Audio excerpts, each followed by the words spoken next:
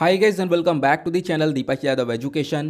Welcome to the daily Hindu news and editorial analysis of 4th of January 2022. तो guys आज है तारीख 4 जनवरी 2022 और है ट्यूसडे। देखेंगे आज के द हिंदू न्यूज़पेपर के इंपॉर्टेंट आर्टिकल्स को। इन आर्टिकल्स के रिगार्डिंग अगर आप लोगों को नोट्स वगैरह चाहिए तो क्या करना है, सबसे पहले डाउनलोड करना है टेलीग्राम और फिर जाकर सर्च बॉक्स में टाइप करना है Deepak Yadav education. As you can see guys आप लोगों को ये वाला चैनल मिल जाएगा, उस पर क्लिक करना और जाकर इस चैनल को ज्वाइन कर लेना। देखो अगर आप लोगों को इस तरीके से ये चैनल नहीं मिलता है तो नीचे डिस्क्रिप्शन बॉक्स में आप सभी लोगों को टेलीग्राम का लिंक दिया गया है, वहां से भी जाकर इस चैनल को ज्वाइन कर सकते हो। और इस चैनल के साथ साथ दीपक यादव एजुकेशन ब्रैकेट में नोट्स लिखा है वो वाला चैनल भी ज्वाइन कर लेना, दोनों आपके सामने आ जाएंगे।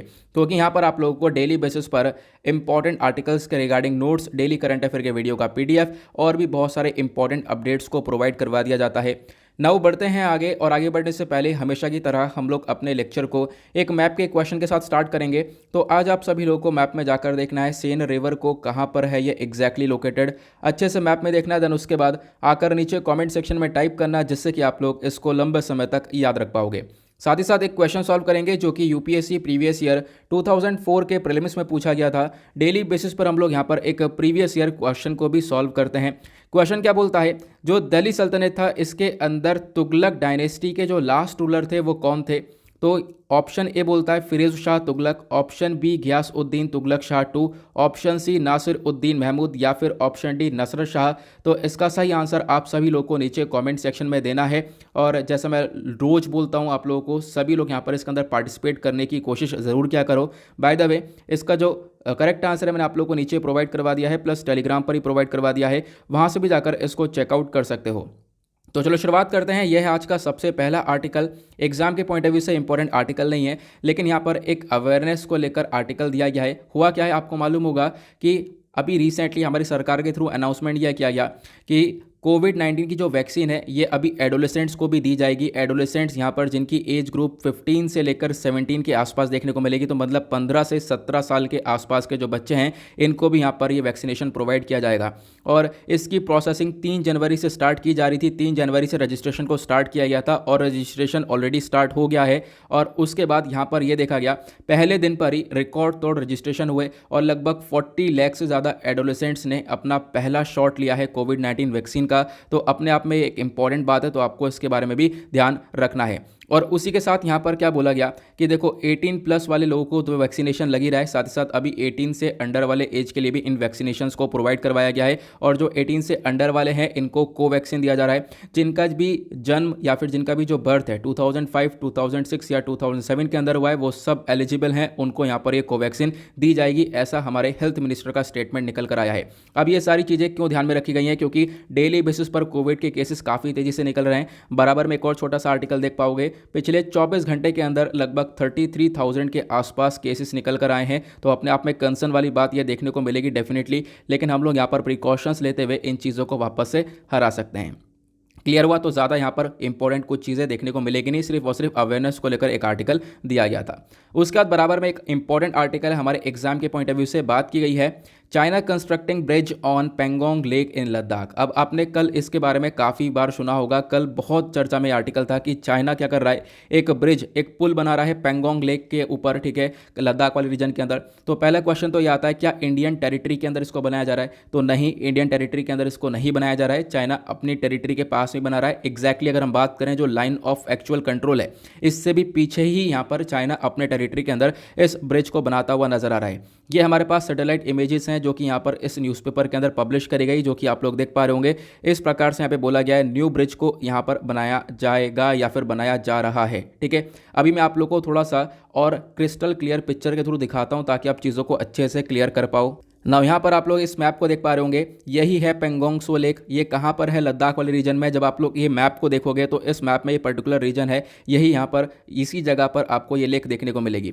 अब ये लेक का नाम काफ़ी चर्चा में, पिछले 2 साल से आपको इसके बारे में ध्यान रखना है, क्योंकि रिसेंटली इंडिया और चाइना के बीच में जो क्लैश हुआ था, आपको मालूम होगा एक क्लैश हुआ काफ़ी बड़ा, और उसमें यहाँ पर बहुत सारे जो हमारे जवान हैं वो शहीद हो गए थे। वो क्लैश पॉइंट भी आपको यह वाला देखने को मिलेगा, यहीं पर ये क्लैश हुआ था। प्लस उसके बाद यहाँ पर आप कह सकते हो कि एग्जैक्टली अगर हम उसको समझने के लिए देखें तो आप देख पाओगे जो लेक है कहीं से काफ़ी ब्रॉडर है और कहीं से काफ़ी नैरोवर है, ठीक है, मतलब कहीं से काफ़ी चौड़ी और कहीं से काफ़ी पतली है। तो यहाँ पर चाइना के थ्रू जो नैरोवर रास्ता है इसी वाले रास्ते को यहाँ पर कनेक्ट करने के बारे में डिस्कशन किया गया है और एग्जैक्टली यहाँ पर कह सकते हो कि जो ब्रिज बन रहा है वो एक नैरोवर रास्ते पे बनाया जा रहा है। समझने के लिए मैंने ये पिक्चर को आपको दिखाया, ठीक है।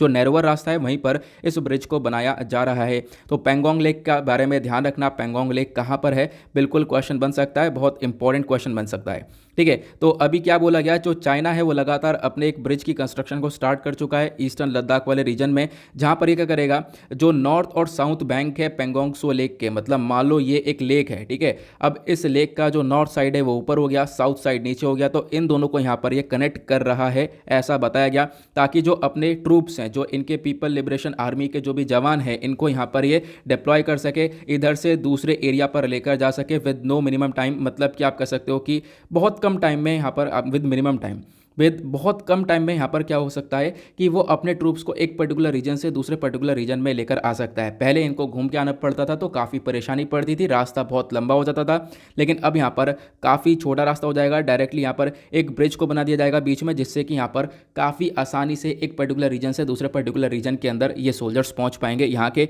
एग्जैक्टली इनका कहना यह है। उसके बाद जो ये ब्रिज लोकेटेड है ये लाइन ऑफ एक्चुअल कंट्रोल से पीछे ही लोकेटेड है, जैसे मैंने आप लोगों को बताया चाइनीज टेरिटरी के अंदर ये आपको देखने को मिलेगा। ये एग्जैक्टली हमारे पास इन्फॉर्मेशन निकल कर आती है। फिर उसके बाद और क्या इंपॉर्टेंट है, कुछ खास ऐसा इंपॉर्टेंट देखने को मिलेगा नहीं। आपको पेंगोंग से लेक के बारे में ज़रूर ध्यान रखना है। उसके बाद यहाँ पर पेंगोंग सो लेक के बारे में ही सारी चीज़ें बताई गई हैं, तो मैं आप लोगों को कुछ फैक्चुअल इन्फॉर्मेशन बता देता हूँ जो कि प्रीलिम्स के पॉइंट ऑफ व्यू से इंपॉर्टेंट है। सबसे पहली बात, जो पेंगोंग सो लेक है ये long narrow deep landlocked lake है, ठीक है। आप देख पाओगे लैंडलॉक का मतलब इधर उधर सब तरफ से यहाँ पर ज़मीनें देखने को मिलेंगी, सब तरफ से ये लेक कवर है, ठीक है। लंबी है, नैरो है, कहीं कहीं पर आपको थोड़ा सा वाइड एरिया भी देखने को मिल जाता है। कहाँ पर सिचुएटेड है, लद्दाख के अंदर सिचुएटेड है। लगभग 14,000 फीट की हाइट पर ये लेक सिचुएटेड आपको देखने को मिलेगी। उसके बाद 135 किलोमीटर्स का ये लंबा आपको लेक देखने को मिलेगा और इस लेक की जो शेप है वो बूमरैंग की है। आपको इसके बारे में ध्यान रखना है। बूमरैंग कैसा होता है, ऐसा होता है, ठीक है। आपने मोगली वाला बूमरैंग देखा होगा लकड़ी का, जिसको हम लोग फेंकते हैं और इसे घूम के आ जाता है, उसी को बूमरैंग बोलते हैं। तो बूमरैंग की शेप कैसी होती है, ऐसी होती है ना। तो कुछ इसी प्रकार से यहाँ पर लेक की शेप भी ऐसी ही देखने को मिल जाएगी। और जैसे मैंने आपको बताया इस झील के अंदर बहुत सारे कुछ एरियाज है जहाँ पर थोड़ा सा वाइड एरिया है, मतलब कि थोड़ी सी चौड़ी है कहीं कहीं से, थोड़ी सी पतली है कहीं कहीं से, थोड़ी सी चौड़ी है कहीं कहीं से। जहाँ से चौड़ी है वो कुछ ज़्यादा एरिया आपको देखने को मिलता है। और उसके बाद यहाँ पर इस लेक के अंदर जो पानी होता है वो ब्रैकिश वाटर है। ब्रैकिश मतलब खारा पानी यहाँ पर देखने को मिलेगा।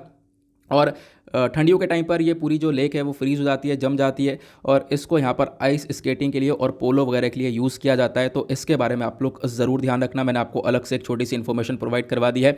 बाकी यहाँ पर वापस से वही चर्चा करी गई। हाँ, ये वही लेक है जहाँ पर इंडिया और चाइना के बीच में क्लैश हुआ था। दोनों की यहाँ पर जो सोल्जर्स है वो भिड़ गए थे आपस में, ये आप लोग को मालूम होगा, ठीक है। जिसके बाद चाइना ने अपना नंबर भी छुपाया था, ये भी आप लोग को मालूम होगा, ठीक है। तो ये इन्फॉर्मेशन यहाँ पर निकल कर आती है। आगे बढ़ते हैं नेक्स्ट आर्टिकल की तरफ। अगला आर्टिकल एक और इम्पॉर्टेंट आर्टिकल है साइंस एंड टेक के पॉइंट ऑफ व्यू से। और आने वाला साल, आने वाला क्या कह सकते हो, हम उस साल में आ चुके हैं। साल 2022 एक बहुत इंपॉर्टेंट साल होने वाला है। इस साल इसरो बहुत सारे यहाँ पर मिशंस करने वाला है और लगातार सारी मिशंस चर्चा में भी आएंगे, उनको तो हम रेगुलर डिस्कस करते रहेंगे। और इसमें से कुछ मिशंस जो कि हम लोग ऑलरेडी डिस्कस कर चुके हैं, मैं आप लोगों को उसके बारे में बताऊंगा। तो अभी क्या बोला गया, जो इसरो है वो गेयरअप कर चुका है और यहाँ पर मल्टीपल मिशंस छोड़े जाएंगे 2022 के अंदर, और ऐसा हमारे इसरो के चेयरमैन के सिवन जी का ये स्टेटमेंट निकल कर आता है। और यहाँ पर आप देख पाओगे इनका क्या कहना है। इनका कहना है 2021 के अंदर भी हमने बहुत कुछ काम किया, लेकिन 2022 के अंदर सबसे पहली बात तो क्या लॉन्च करने वाले हैं, first unmanned mission of Gaganyaan. मतलब अनमैन्ड मतलब गगनयान का ट्रायल किया जाएगा, ठीक है। इसमें कोई इंसान को नहीं भेजा जाएगा, पहले ट्रायल करने वाले हैं, फिर 2023 में हम लोग प्रॉपरली इस गगनयान मिशन को भेजेंगे, ठीक है। पहले सिर्फ और सिर्फ यहाँ पर ट्रायल किया जाएगा, जो कि इस बार हो जाएगा। और गगनयान मिशन के बारे में काफ़ी डिटेल में मैंने आप लोगों को कुछ दिन पहले डेली करंट अफेयर के वीडियो में पढ़ाया था, ठीक है। फिलहाल तो अभी यहाँ पर कुछ ऐसी डिटेल्ड इन्फॉर्मेशन नहीं जानने को मिलेगी इस आर्टिकल के अंदर, बाकी आप लोग जो भी है वो मैं आपको बता ही रहा हूँ। फिर उसके बाद क्या बोला गया, जो नए साल का मैसेज है इसके तौर पर हमारे के सिवन जी ने यहाँ पर बताया कि बहुत सारे several missions, number of missions इस बार एग्जीक्यूट करने वाले हैं इसी साल में। जैसे कि हम लोग earth observation satellite EOS-4 EOS-6 को भी यहाँ पर लॉन्च करने वाले हैं, जो कि हमारी अर्थ को ऑब्जर्व करेगा, ठीक है। उसके बाद यहाँ पर और भी चीज़ों के ऊपर काम करने वाले हैं, और भी अलग अलग सैटेलाइट्स को, जो स्मॉल सैटेलाइट लॉन्च व्हीकल है, इसके बेसिस पर हम लोग और भी सैटेलाइट्स को लॉन्च करेंगे। पीएसएलवी से यहाँ पर और भी सैटेलाइट्स को लॉन्च किया जाएगा। उसके साथ साथ यहाँ पर और क्या क्या होने वाला है, Chandrayaan 3, Aditya LI, XPoSat, उसके बाद IRNSS, ये सारी यहाँ पर आप कह सकते हो मिशन जो है इस बार हम लोग यहाँ पर ले जाने वाला। आदित्य नाम से समझ में आ रहा होगा आपको, सूर्य के ऊपर यहाँ पर रिसर्च करने के लिए इस आदित्य मिशन को ले जाने वाले हैं। तो ये इन मिशंस के बारे में आप लोगों को थोड़ा सा डिटेल में और देखने को मिलेगा, इन्होंने वापस से इसको समझाया है। देन उसके बाद क्या बोला गया, और भी मिशंस, खासकर जो वीनस मिशन है इसके ऊपर भी हम लोग यहाँ पर काम करने वाले हैं। तो और भी बहुत सारे मिशंस के ऊपर, और 2024 तक तो और बहुत सारे मिशंस के ऊपर काम करने वाले हैं, जैसे तृष्णा हो गया, इसरो सेंस हो गया, मतलब centre national duties specialise mission हो गया। तो अलग अलग मिशंस के ऊपर यहाँ पर आने वाले टाइम पर काम किया जाने वाला है, वो यहाँ पर इस आर्टिकल के अंदर बताया गया, ज़्यादा और कुछ भी नहीं है। ठीक है, अभी फिलहाल साल 2022 के अंदर सबसे पहले जो मिशन चर्चा में आएगा वो गगनयान आएगा। अभी फिलहाल चर्चा में नहीं है, तो अभी ज़्यादा इसके ऊपर फोकस मत करना। फिलहाल आर्टिकल के अंदर क्या क्या बोला गया वो बताना ज़रूरी था, और आपको समझना भी ज़रूरी था। आगे बढ़ेंगे अगले आर्टिकल पर। नाउ नेक्स्ट एक छोटा सा आर्टिकल है, GS पेपर 2 पॉलिटी से आप लोग इसको रिलेट कर सकते हो। क्या हुआ है, बुलंदशहर लिंचिंग को देखने को मिला है। सुप्रीम कोर्ट का कुछ स्टेटमेंट आया, सुप्रीम कोर्ट ने मंडे में यहाँ पर स्टेटमेंट ये दिया कि जो बुलंदशहर के अंदर मोब वायलेंस हुआ था, मोब वायलेंस के बारे में क्या चीज़ें होती हैं मैं आप लोगों को बताऊंगा। एक इंपॉर्टेंट टॉपिक है हमारे एग्जामिनेशन के पॉइंट ऑफ व्यू से। ठीक है, तो यहाँ पर क्या हुआ, बुलंदशहर के अंदर एक मोब वायलेंस हुआ था 2018 के अंदर उत्तर प्रदेश के अंदर, और इन्होंने बोला यहाँ पर एक सीरियस केस निकल कर आया, और कोर्ट का ऑब्जर्वेशन ये है कि भाई यहाँ पर क्या होना चाहिए कि, तो ये ऑब्जर्व करते हैं कि अभी ज़मानत अनुदान पर रोक लगाई जाए। ठीक है, और साथ ही साथ यहाँ पर कोर्ट ने ऑर्डर दिया है कि जो व्यक्ति ने ये एक तरीके से पूरी प्रोसेसिंग करी है, ठीक है, उसको सरेंडर करना होगा आने वाले 7 दिनों के अंदर। तो देखो आर्टिकल में कुछ ज़्यादा इंपॉर्टेंट बातें नहीं है, आपसे यहाँ पर कुछ भी ऐसी चीज़ें नहीं पूछी जाएंगी कि क्या हुआ है, कहाँ पर ये वायलेंस हुआ है, सुप्रीम कोर्ट ने क्या स्टेटमेंट दिया इस वायलेंस को लेकर, ये चीज़ें कहीं से कहीं तक नहीं पूछी जाएंगी, चाहे आप लोग पिछले 20 साल के पेपर निकाल कर देख लो। ठीक है, तो क्या करना है अब यहाँ पर, कहोगे क्या पूछी जाएगी, तो अब देख पाओगे मोब वायलेंस जो है, मोब वायलेंस अपने आप में एक बहुत बड़ी प्रॉब्लम है इंडिया के अंदर। अब वो कैसे है ये आप लोग को समझाना है। मोब वायलेंस के बारे में आपके पास कुछ फैक्चुअल इन्फॉर्मेशन स्टोर होनी चाहिए। एक आर्टिकल है जो कि लगातार ये चर्चा में रहता है। अभी आपको मालूम होगा रिसेंटली मोब लिंचिंग चर्चा में था, पंजाब के अंदर सैक्रिलेज देखने को मिला, उसके बाद एक और इंसिडेंट हुआ। तो आप कह सकते हो पिछले 1 महीने के अंदर अंदर ये मोब वायलेंस का लगभग 3 से 4 बार चर्चा में आ चुका है, और साल भर में काफ़ी बार चर्चा में रहता है। तो एक बार में यहाँ पर कुछ ऐसा आपको तैयार करके रख लेना इस टॉपिक पर कि कुछ भी आता है, चाहे वो कोई ऐसे में टॉपिक आए या फिर कोई मेंस आंसर राइटिंग में आए या फिर कुछ भी ऐसी चीज़ें आएंगी, तो यहाँ पर मोब वायलेंस के बारे में आपको काफ़ी सारी चीज़ें बातें आती हैं और आप लोग फटाफट लिख पाओगे, क्योंकि वहाँ पर सोचने का टाइम नहीं है। ठीक है, तो आर्टिकल हमारा GS पेपर 2 के पॉइंट ऑफ व्यू से इंपॉर्टेंट हो जाएगा। सिलेबस के अंदर वेरियस टॉपिक्स हैं, government policies, interventions, Indian constitution करके आपको टॉपिक्स देखने को मिलेंगे। तो अगर हम लोग बात करें मोब लिंचिंग या फिर मोब वायलेंस क्या है, देखो मोब लिंचिंग यहाँ पर एक टर्म है जिसमें बोला जाता है जो एक बहुत बड़ी भीड़ है, वो भीड़ सब साथ में आकर जो कानून अपने हाथ में लेती है, और उसके बाद यहाँ पर जिस भी व्यक्ति ने गलत काम किया होता है उस व्यक्ति को मार दिया जाता है, या तो मार मार के अधमरक कर देते हैं या फिर जान से मार देते हैं। इसी को हम लोग मोब लिंचिंग या मोब वायलेंस बोलते हैं। ठीक है, तो यहाँ पर आपको ये देखने को मिलता है कि मोब वायलेंस क्या टर्म है, मैंने आपको समझाया। ठीक है, अब यहाँ पर ये जो वायलेंस है बेसिकली कैसे देखने को मिलता है, मान लो किसी व्यक्ति ने, ठीक है, किसी व्यक्ति ने यहाँ पर कोई काम किया है, कुछ गलत कर दिया है, और वहाँ पर क्या कहा जाए कि भीड़ अगर यहाँ पर इस चीज़ों को देख रही है, वो क्राउड इन चीज़ों को देख रही है, क्राउड को यहाँ पर चीज़ें पसंद नहीं आ रही है, तो यहाँ पर काफ़ी सारी जगह पर ये मोब वायलेंस ऐसा नज़र आता है, जो कि अभी रिसेंटली हम लोगों ने देखा था। ठीक है, अगर हम लोग बात करें ये जो वायलेंस है ये किस किस के अगेंस्ट में हो सकता है, ह्यूमन बॉडी के अगेंस्ट में हो सकता है, साथ ही साथ प्रॉपर्टी के अगेंस्ट में भी हो सकता है। प्रॉपर्टी दोनों ही, पब्लिक या प्राइवेट, दोनों प्रॉपर्टीज हो सकती हैं। ठीक है, अब यहाँ पर ये क्लियर हुआ। अगर हम बात करें मोब वायलेंस के पीछे के रीजंस क्या क्या है, यहाँ पर होता क्या है, होता देखो यही है कि जो पूरी एक तरीके से हमारी भीड़ है, वो इसको हम लोग भीड़ तंत्र भी बोलते हैं। ठीक है, जो भीड़ है वो अपने हाथ में यहाँ पर पूरे कानून को ले लेती है, जैसे मैंने आपको बताया वही लाइन वापस से इसमें दोहराई गई। लेकिन यहाँ पर देखो रीज़न क्या है, सबसे पहला रीज़न है लैक ऑफ स्पीडी जस्टिस। आज के टाइम पर कोई भी केस अगर होता है, ठीक है, मान लो यहाँ पर कोई भी केस जारी हुआ, तो उसमें जस्टिस मिलने में कितना समय लगता है आप लोग को मालूम है, कि कोर्ट के अंदर कितने सारे केसेस पेंडिंग पड़े हुए हैं ये आप लोग को मालूम है। तो वो हमारा जो कोर्ट वाला सिस्टम है वही काफ़ी हद तक डिले चल रहा है। तो उसकी वजह से भी जब यहाँ पर लोग सोचते हैं, अगर कुछ ऐसा होता है सोसाइटी के अंदर, लोग सोचते हैं कि अगर हम इसे कोर्ट में ले गए तो फिर ऐसा कुछ होगा नहीं, आगे कहानी बढ़ेगी नहीं, और इसकी वजह से यहाँ पर हम लोग को ये स्टेप उठाना चाहिए। तो इस प्रकार की चीज़ें देखने को मिल जाती है। तो पहला कारण तो लैक ऑफ स्पीडी जस्टिस है, जिसकी वजह से भी मोब वायलेंस काफ़ी बढ़ चुका है। दूसरा कारण इनएफिशिएंसी ऑफ पुलिस एडमिनिस्ट्रेशन, ये आप लोग को ध्यान रखना है। देखो पुलिस ऑफिसर्स का एक इंपॉर्टेंट रोल प्ले होता है किस चीज़ के अंदर, लोगों की लाइफ को प्रोटेक्शन देने के लिए, ठीक है, एक तरीके से शांति को बनाने के लिए, एक एकता को मेंटेन करने के लिए। तो पुलिस का बहुत ज़्यादा मेन काम होता है यहाँ पर। लेकिन हुआ क्या है, आज के टाइम पर प्रॉपरली इन्वेस्टिगेशन प्रोसीजर्स नहीं हो पाते हैं, ठीक है, अब प्रॉपरली चीज़ें नहीं चल पाती हैं, एडमिनिस्ट्रेशन प्रॉपरली हो ही नहीं रहा है। तो इसकी वजह से भी जो क्राइम है वो लगातार डे बाय डे इंक्रीज हो रहा है। तो यहाँ पर ये भी एक दूसरा कारण आपको देखने को मिलेगा। नाउ जब आती है बात मॉब लिंचिंग के ऊपर, तो अलग अलग प्रकार की मॉब लिंचिंग देखने को मिलती है। कम्युनल बेस्ड, वही यहाँ पर जाति के आधार पर आप देख पाओगे, इसको लेकर मॉब वायलेंस बहुत होता है। जादू टोना का लेकर होता है, ऑनर किलिंग होती है, बोविन रिलेटेड यहाँ पर आप कह सकते हो, जो हमारी काऊ वगैरह है, ठीक है, इनसे रिलेटेड यहाँ पर भी मॉब वायलेंस देखने को मिलता है। उसके बाद और भी बहुत सारे मॉब वायलेंस है, जैसे किसी ने चोरी कर दी या फिर कोई भी और अलग अलग इसी प्रकार के केस हो गए, तो इसके अंदर भी यहाँ पर ऐसे ऐसे मॉब वायलेंस देखने को मिल जाता है उस व्यक्ति के ऊपर। ये जो भीड़ है वो यहाँ पर अपना ये एक तरीके से जैसे मैंने आपको बताया, ये जो मॉब लिंचिंग है वो दिखाती है, ठीक है, ये क्लियर हुआ। अब यहाँ पर मॉब वायलेंस के रिगार्डिंग आपने सारी बातें जानी, क्या कारण है, प्लस यहाँ पर किस प्रकार के हो सकते हैं। देखो कोई भी केस हो सकता है मॉब वायलेंस के अंदर, कैसा भी टाइप हो सकता है। लेकिन दिक्कत यह है कि आज के टाइम पर मॉब वायलेंस को लेकर इश्यूज़ क्या देखने को मिलते हैं। इश्यूज़ यहाँ पर यह है कि मॉब वायलेंस कहीं ना कहीं एक ह्यूमन की डिग्निटी का वॉयलेशन है। मतलब कि एक मानव के जो गौरव है उसका, उसकी जो गरिमा है, ठीक है, उसकी जो मर्यादा है, आप कह सकते हो, इसको हम लोग डिग्निटी बोलेंगे।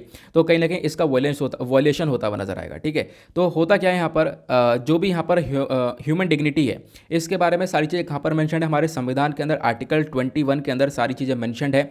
अगर यहाँ पर ह्यूमन डिग्निटी का कहीं ना कहीं वॉयलेशन होता है, तो आप कह सकते हो वो भी कहीं ना कहीं अपने आप में एक बहुत बड़ी प्रॉब्लम है। और आज के टाइम पर जो ये मॉब वायलेंस है या फिर मॉब लिंचिंग है, इसकी वजह से भी ह्यूमन डिग्निटी का वॉयलेशन होता हुआ नजर आता है, ये आपको ध्यान रखना है। उसके बाद right to equality, prohibition of discrimination, ये सारी चीज़ें भी वायलेट होती हुई नजर आती है, क्योंकि आपके पास आर्टिकल 14, आर्टिकल 15, ये सारे संविधान के अंदर मेंशन्ड है। आर्टिकल 14 राइट टू इक्वालिटी के बारे में बातचीत करता है, ठीक है। आर्टिकल 15 जो है वो प्रोहिबिशन ऑफ डिस्क्रिमिनेशन के बारे में बातचीत करता है कि जो भेदभाव है उसको पूरी तरह से रोक दिया जाए।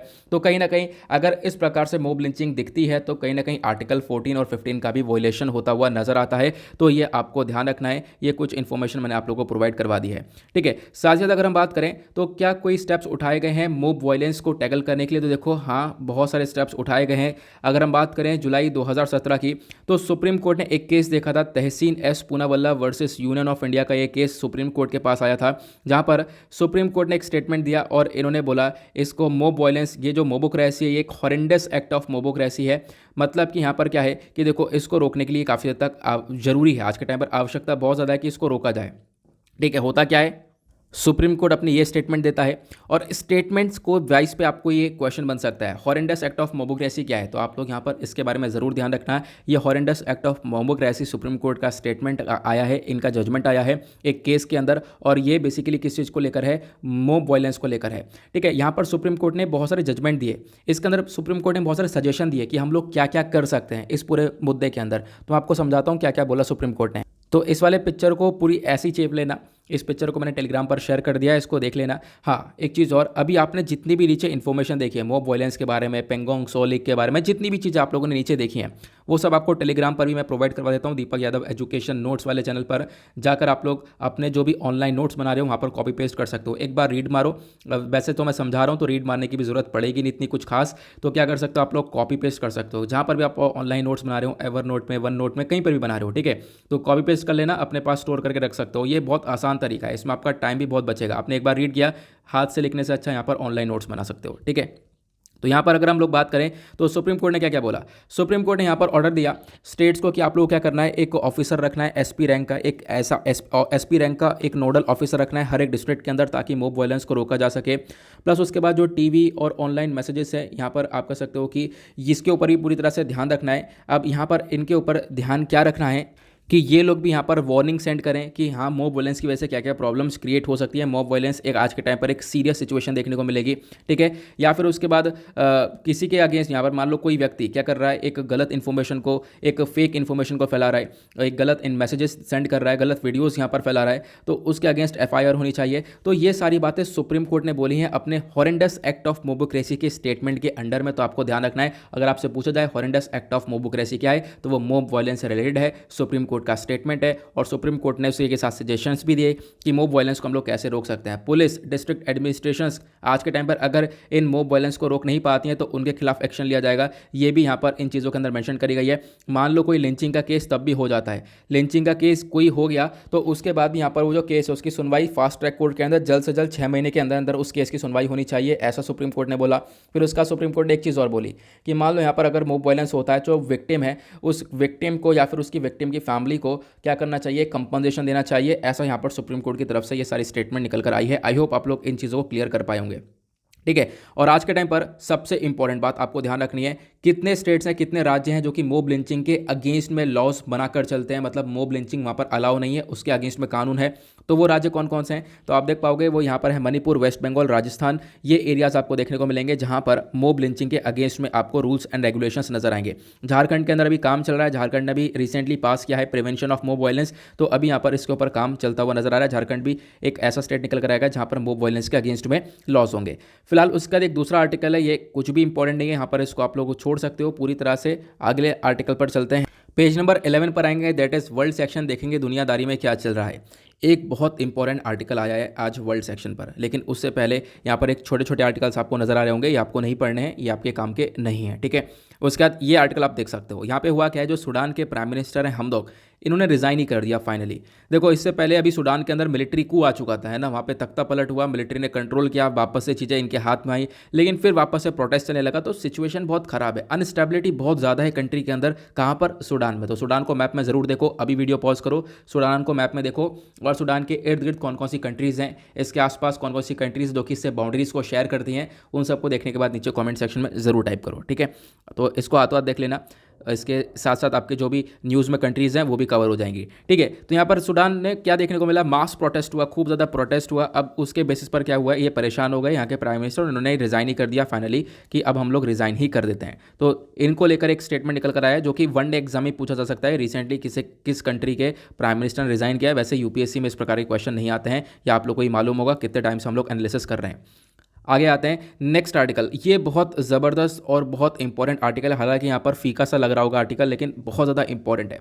अभी कल एक बहुत बड़ी अनाउंसमेंट कर दी गई है, बहुत बड़ी अनाउंसमेंट किसके थ्रू करी गई है, 5 ग्लोबल न्यूक्लियर पावर्स के थ्रू, ठीक है। जो मतलब कि जो 5 इंपॉर्टेंट कंट्रीज़ हैं, China, Russia, US, UK, France, ये 5 कंट्रीज़ आपको देखने को मिलेंगी। ये कंट्रीज़ यूएनएससी की परमानेंट मेंबर्स भी आप लोगों को मालूम होगा। यूएनएससी मतलब यूनाइटेड नेशन सिक्योरिटी काउंसिल, इसकी परमानेंट मेंबर्स हैं। और इन्होंने यहाँ पर एक अनाउंसमेंट किया है कि प्रॉमिस कर दिया है कि हम लोग न्यूक्लियर वेपन्स का इस्तेमाल नहीं करेंगे, न्यूक्लियर वेपन्स का यूज़ करने से रोका जाएगा पूरी तरह से। तो ऐसा यहाँ पर मंडे में एक प्लेज ली गई है। तो अपने आप एक बहुत इंपॉर्टेंट स्टेटमेंट है, क्योंकि आज के टाइम पर आप लोगों को मालूम है जो दुनिया के अंदर कंट्रीज़ देखने को मिल रही है, इनमें बहुत सारे कॉन्फ्लिक्ट्स बढ़ चुके हैं, बहुत विवाद बढ़ चुके हैं। तो हम लोग कहीं ना कहीं एक न्यूक्लियर वॉर की तरफ बढ़ ही रहे थे। तो उसके ऊपर ये जो रोक लगाई गई है, अपने आप में एक बहुत इंपॉर्टेंट स्टेप उठाया गया है इन 5 कंट्रीज के थ्रू। इनका कहना यह है कि हम लोग यहां पर क्या करेंगे, एटॉमिक वेपन्स को स्प्रेड होने से रोकेंगे, साथ साथ जो न्यूक्लियर कॉन्फ्लिक्ट है इसको अवॉइड किया जाएगा। और ये सारा स्टेटमेंट जॉइंट कंट्रीज़ ने मिलकर साथ में दिया है, तो आपको ध्यान रखना है। और ये सब यूनाइटेड नेशन सिक्योरिटी काउंसिल की 5 कंट्रीज़ ने दिया है, 5 परमानेंट कंट्रीज़ ने, जिसके बारे में मैंने आप लोगों को अभी बताया, 5 के नाम आपको पता चल चुके हैं। साथ ही साथ इन्होंने बोला कि ये लोग कंट्रीज़ ये बिलीव करते हैं कि जो वेपन्स हैं, ये खासकर जो न्यूक्लियर वेपन्स हैं, इसकी स्प्रेडिंग होना को रोकना चाहिए, मतलब इसका जो फैलाव है उसको पूरी तरह से रोकना चाहिए। तो ये स्टेटमेंट निकल कर आया है। साथ साथ यहाँ पर ये जो लेटेस्ट रिव्यू आए हैं, ये सब यहाँ पे आप देख पाओगे कंट्रीज़ वो हैं जिन्होंने non proliferation of nuclear weapons, जिसको हम लोग एनपीटी बोलते हैं, इसको साइन कर रखा है। इंडिया ने इसको साइन नहीं कर रखा है, इस वजह से इंडिया का यहाँ पर कोई स्टेटमेंट नहीं है। हालांकि यहाँ पर इंडिया के पास न्यूक्लियर वेपन्स हैं, ये आप लोग को मालूम होगा, है ना। तो यहाँ पर क्या देखने को मिलेगा, आपने ये सारी चीज़ देखी, फिर उसके बेसिस पर इन्होंने बताया कि और चीज़ें, कि देखो जो न्यूक्लियर वेपन है, न्यूक्लियर जो वॉर होती है अपने आप में बहुत खतरनाक होती है। इन सभी कंट्रीज़ के थ्रू एक स्टेटमेंट दिया गया, अ न्यूक्लियर वॉर कैन नॉट बी वॉन, मतलब कि एक न्यूक्लियर वॉर कभी भी जीती नहीं जा सकती, ठीक है। और इसी वजह से इसको लड़ा भी नहीं जाना चाहिए। और अभी इसके बारे में चर्चा क्यों हो रही है, चर्चा इसलिए हो रही है, दुनिया भर में बहुत सारे क्राइसिस क्रिएट हो रहे हैं। क्राइसिस किस बेसिस पर क्रिएट हो रहे हैं, विवाद क्या चल रहा है, मैं डायरेक्टली पॉइंट पर आता हूं, ठीक है। यहां पर मेन मुद्दा स्टार्ट होता है। मेन मुद्दे में यहां पर क्या बोला गया, आज के टाइम पर रशिया यूक्रेन का क्राइसिस आपको मालूम है, ठीक है। दूसरा किसका मालूम है, चाइना और ताइवान का क्राइसिस मालूम है। तो इन्हीं 2 इंपॉर्टेंट पॉइंट्स को आज के टाइम पर मार्क किया गया है, ठीक है। इंडिया पाकिस्तान या इंडिया चाइना के इश्यूज़ को यहाँ पे मार्क नहीं किया गया, क्योंकि वो इश्यूज़ इतने बड़े नहीं है इन इश्यूज़ के सामने, ये आप लोग देख पाओगे एग्जैक्टली, ठीक है। अगर हम बात करें रशिया यूक्रेन का कॉन्फ्लिक्ट, तो आज के टाइम पर आपने देखा होगा काफ़ी दिनों से हम लोग रेगुलरली डिस्कस कर रहे हैं कि रशिया कहीं ना कहीं इन्वेड कर सकता है यूक्रेन को। ठीक है, रशिया कहीं ना कहीं कब्जा सकता है यूक्रेन को, और ऐसी स्टेटमेंट यूएस ने खुद दे रखी है। यूएस ने बोला कि पॉसिबिलिटी है कि आने वाले टाइम पर कि जो रशिया है वो क्या करे, यूक्रेन के अंदर पूरी तरह से कब्जा करे, क्योंकि ऑलरेडी यहाँ पर क्रीमिया वाला रीजन हथिया ही चुका है। साथ ही साथ रशिया ने अपने जितने भी ट्रूप्स हैं उनको फैला दिया इधर उधर, ऐसा यूएस का यहाँ पर स्टेटमेंट निकल कर आया है। तो दोनों कंट्रीज के अंदर आज के टाइम पर इश्यूज काफ़ी बढ़ चुके हैं। ठीक है, तो इसकी वजह से भी एक वॉर हो सकती थी। क्यों, आप कहोगे वॉर क्यों हो सकती थी, यूक्रेन के पास न्यूक्लियर वेपन है। देखो यहाँ पर ऐसा नहीं है क्या, रशिया इधर से इन्वेड कर रहा है, लेकिन यूक्रेन को कौन सपोर्ट कर रहा है, यूएस सपोर्ट कर रहा है। ठीक है, तो यूएस और रशिया के बीच में कहीं ना कहीं एक बहुत बड़ा कंसर्न बन सकता था। उसके बाद यहाँ पर दूसरा कौन सा इशू है, दूसरा इशू आपको देखने को मिलेगा चाइना और ताइवान का। ताइवान यहाँ पर आपको देखने को मिलेगा और ऊपर आपको चाइना नजर आएगा, इधर हमारा महान भारत नजर आएगा। लेकिन अगर आप लोग यहाँ पर देख पाते हो तो होता क्या है, चाइना बोलता है ताइवान हमारी टेरिटरी है, ठीक है, और ये हमारा पार्ट है। ताइवान बोलता है हम किसी की टेरिटरी नहीं है, हम किसी के पार्ट नहीं है, हम लोग अलग से इंडिपेंडेंट रहना चाहते हैं। तो इसके थोड़ा सा और इधर चलोगे तो आपको यूएस नजर आएगा, यूनाइटेड स्टेट्स ऑफ अमेरिका। अगर हम लोग बात करें तो चाइना बोलता है कि देखो आज नहीं तो कल मैं इस ताइवान को इन्वोट कर दूंगा और ताइवान को पूरी तरह से कब्जा लूंगा। चाइना खुद यहाँ पर स्टेटमेंट दे चुका है कि आज नहीं तो कल ये होना है, ताइवान को मैं कब्जाऊंगा। और यूएस इधर से जो बाइडन इधर से यहाँ पर बोलते हैं ऐसा नहीं होगा। ठीक है, जो बाइडन यहाँ पर पूरी तरह से ताइवान के साथ खड़े रहेंगे अगर ऐसा कुछ होता है तो मतलब अपने आप में आप कह सकते हो यूएस और चाइना की कॉन्फ्लिक्ट भी अपने आप में ज़्यादा देखने को मिलेंगे। एक तरफ यूएस रशिया, एक तरफ यूएस चाइना, तो इनके विवाद काफ़ी बढ़ चुके हैं। तब इनके विवाद बढ़ चुके हैं, इसी के बेसिस पर पॉसिबिलिटी थी कि हाँ क्या हो सकता है, एक न्यूक्लियर वॉर हो सकता है और इससे मतलब पूरी दुनिया जो है काफ़ी हद तक खतरे में पहुंच सकती है। तो इसके बेसिस पर क्या करना चाहिए, न्यूक्लियर वॉर के ऊपर अभी एक रोक लगानी चाहिए, जो कि अभी ये काम किया गया है, अभी प्रॉमिस किया गया है और अभी देखते हैं आगे क्या होगा। फिलहाल तो अभी प्रॉमिस रखा गया है, तो एग्जैक्टली ये इस आर्टिकल के अंदर मेंशन किया गया। क्लियर हुआ, मैंने बहुत सिंपल शब्दों में आपको यहाँ पर बताने की कोशिश करी एग्जैक्टली क्या हो रहा है। इसी के बेसिस पर आज का आपको थंबनेल भी नजर आएगा। उसके बाद अगले पेज पर चलें तो पेज नंबर 12 आता है, दैट इज बिजनेस सेक्शन। देखेंगे इकोनॉमी के पॉइंट ऑफ व्यू से इंपॉर्टेंट आर्टिकल को। पहला आर्टिकल इंपॉर्टेंट है यहाँ पर, इसके बारे में एक छोटा सा बस खाली ध्यान रख सकते हो, ज़्यादा यहाँ पर डिटेल में नहीं जाना है। जो हमारे गोयल साहब हैं, ठीक है, कॉमर्स मिनिस्टर, इनका क्या कहना है मैं आपको बताता हूँ। ये एक तरीके से कॉमर्स और इंडस्ट्री मिनिस्टर हैं। इनका कहना यह है दिसंबर के अंदर जो हमारा एक्सपोर्ट है वो काफ़ी हाई है, एक्सपोर्ट काफ़ी अच्छी मात्रा में हम लोगों ने किया है। लगभग $37.3 बिलियन के आसपास का यहाँ पर ये एक्सपोर्ट देखने को मिला। इतने से हाई हुआ है, इतना का एक्सपोर्ट नहीं हुआ है, इतना ज़्यादा हाई एक्सपोर्ट हुआ है, ये आप लोग कह सकते हो। मतलब ये डिफरेंस है। अगर हम लोग इंडिया का मर्चेंडाइज एक्सपोर्ट देखें दिसंबर के अंदर तो $37.29 बिलियन का हुआ और ये एक हाईएस्ट एवर मंथली फिगर है। अगर हम इसे कंपेयर करें पिछले महीने से, तो अभी पिछले कुछ महीने से इतना ज़्यादा एक्सपोर्ट नहीं किया हमने जितना दिसंबर के महीने में किया। तो ये डेटा आया क्योंकि हम लोग जनवरी के महीने में आ चुके हैं और ये डेटा दिसंबर 2021 का है। तो इसी वजह से यहाँ पर इस आर्टिकल को पब्लिश किया गया। इससे क्या हो रहा है, इससे यहाँ पर यह बताया गया, इन्होंने यहाँ पर यह क्लेम किया कि अगर हम लोग इस डेटे को कंपेयर करें अप्रैल से लेकर, तो अप्रैल से दिसंबर के बीच में, अप्रैल मई जून जुलाई अगस्त सितंबर अक्टूबर नवंबर दिसंबर, ये बात हो रही है साल 2021 की, इन सभी के अंदर लगातार हमारा एक्सपोर्ट इंक्रीज हुआ। लेकिन दिसंबर के महीने में साल के लास्ट में बिल्कुल एक्सपोर्ट काफ़ी हाई पहुंचा और एक्सपोर्ट के अंदर इंक्रीमेंट देखने को मिला है 37% से। ठीक है, क्योंकि पिछले साल की बात करें तो पिछले साल यही जो एक्सपोर्ट था वो $27.22 बिलियन का था, जो कि दिसंबर के महीने में अभी 2021 के अंदर $37.3 बिलियन का देखने को मिला। तो कहीं ना कहीं एक्सपोर्ट के अंदर एक बहुत बड़ा इंक्रीमेंट हुआ है, ऐसा हमारे कॉमर्स मिनिस्टर का ये कहना है। ठीक है, उसके बाद इन्होंने क्या बताया, उसके बाद इन्होंने बताया अप्रैल से लेकर दिसंबर तक अगर हम टोटल डेटा देखें साल 2021 का, तो जो टोटल डेटा है, टोटल डेटा के मामले में भी यहाँ पे कंट्री का एक्सपोर्ट इंक्रीज हुआ है। लगभग 48.9% से हम लोगों ने देखा है एक्सपोर्ट इंक्रीज होता हुआ नजर आया है। टोटल लगभग $299.74 बिलियन का हुआ है। इसको कंपेयर करें साल 2020 से, तो साल 2020 के अंदर लगभग $201.37 बिलियन के आसपास का यहाँ पर ये एक्सपोर्ट हुआ था। तो कहीं ना कहीं 2021 के अंदर एक्सपोर्ट ज़्यादा हुआ है, इसको भी आप लोग क्लियरली कंपेयर कर सकते हो।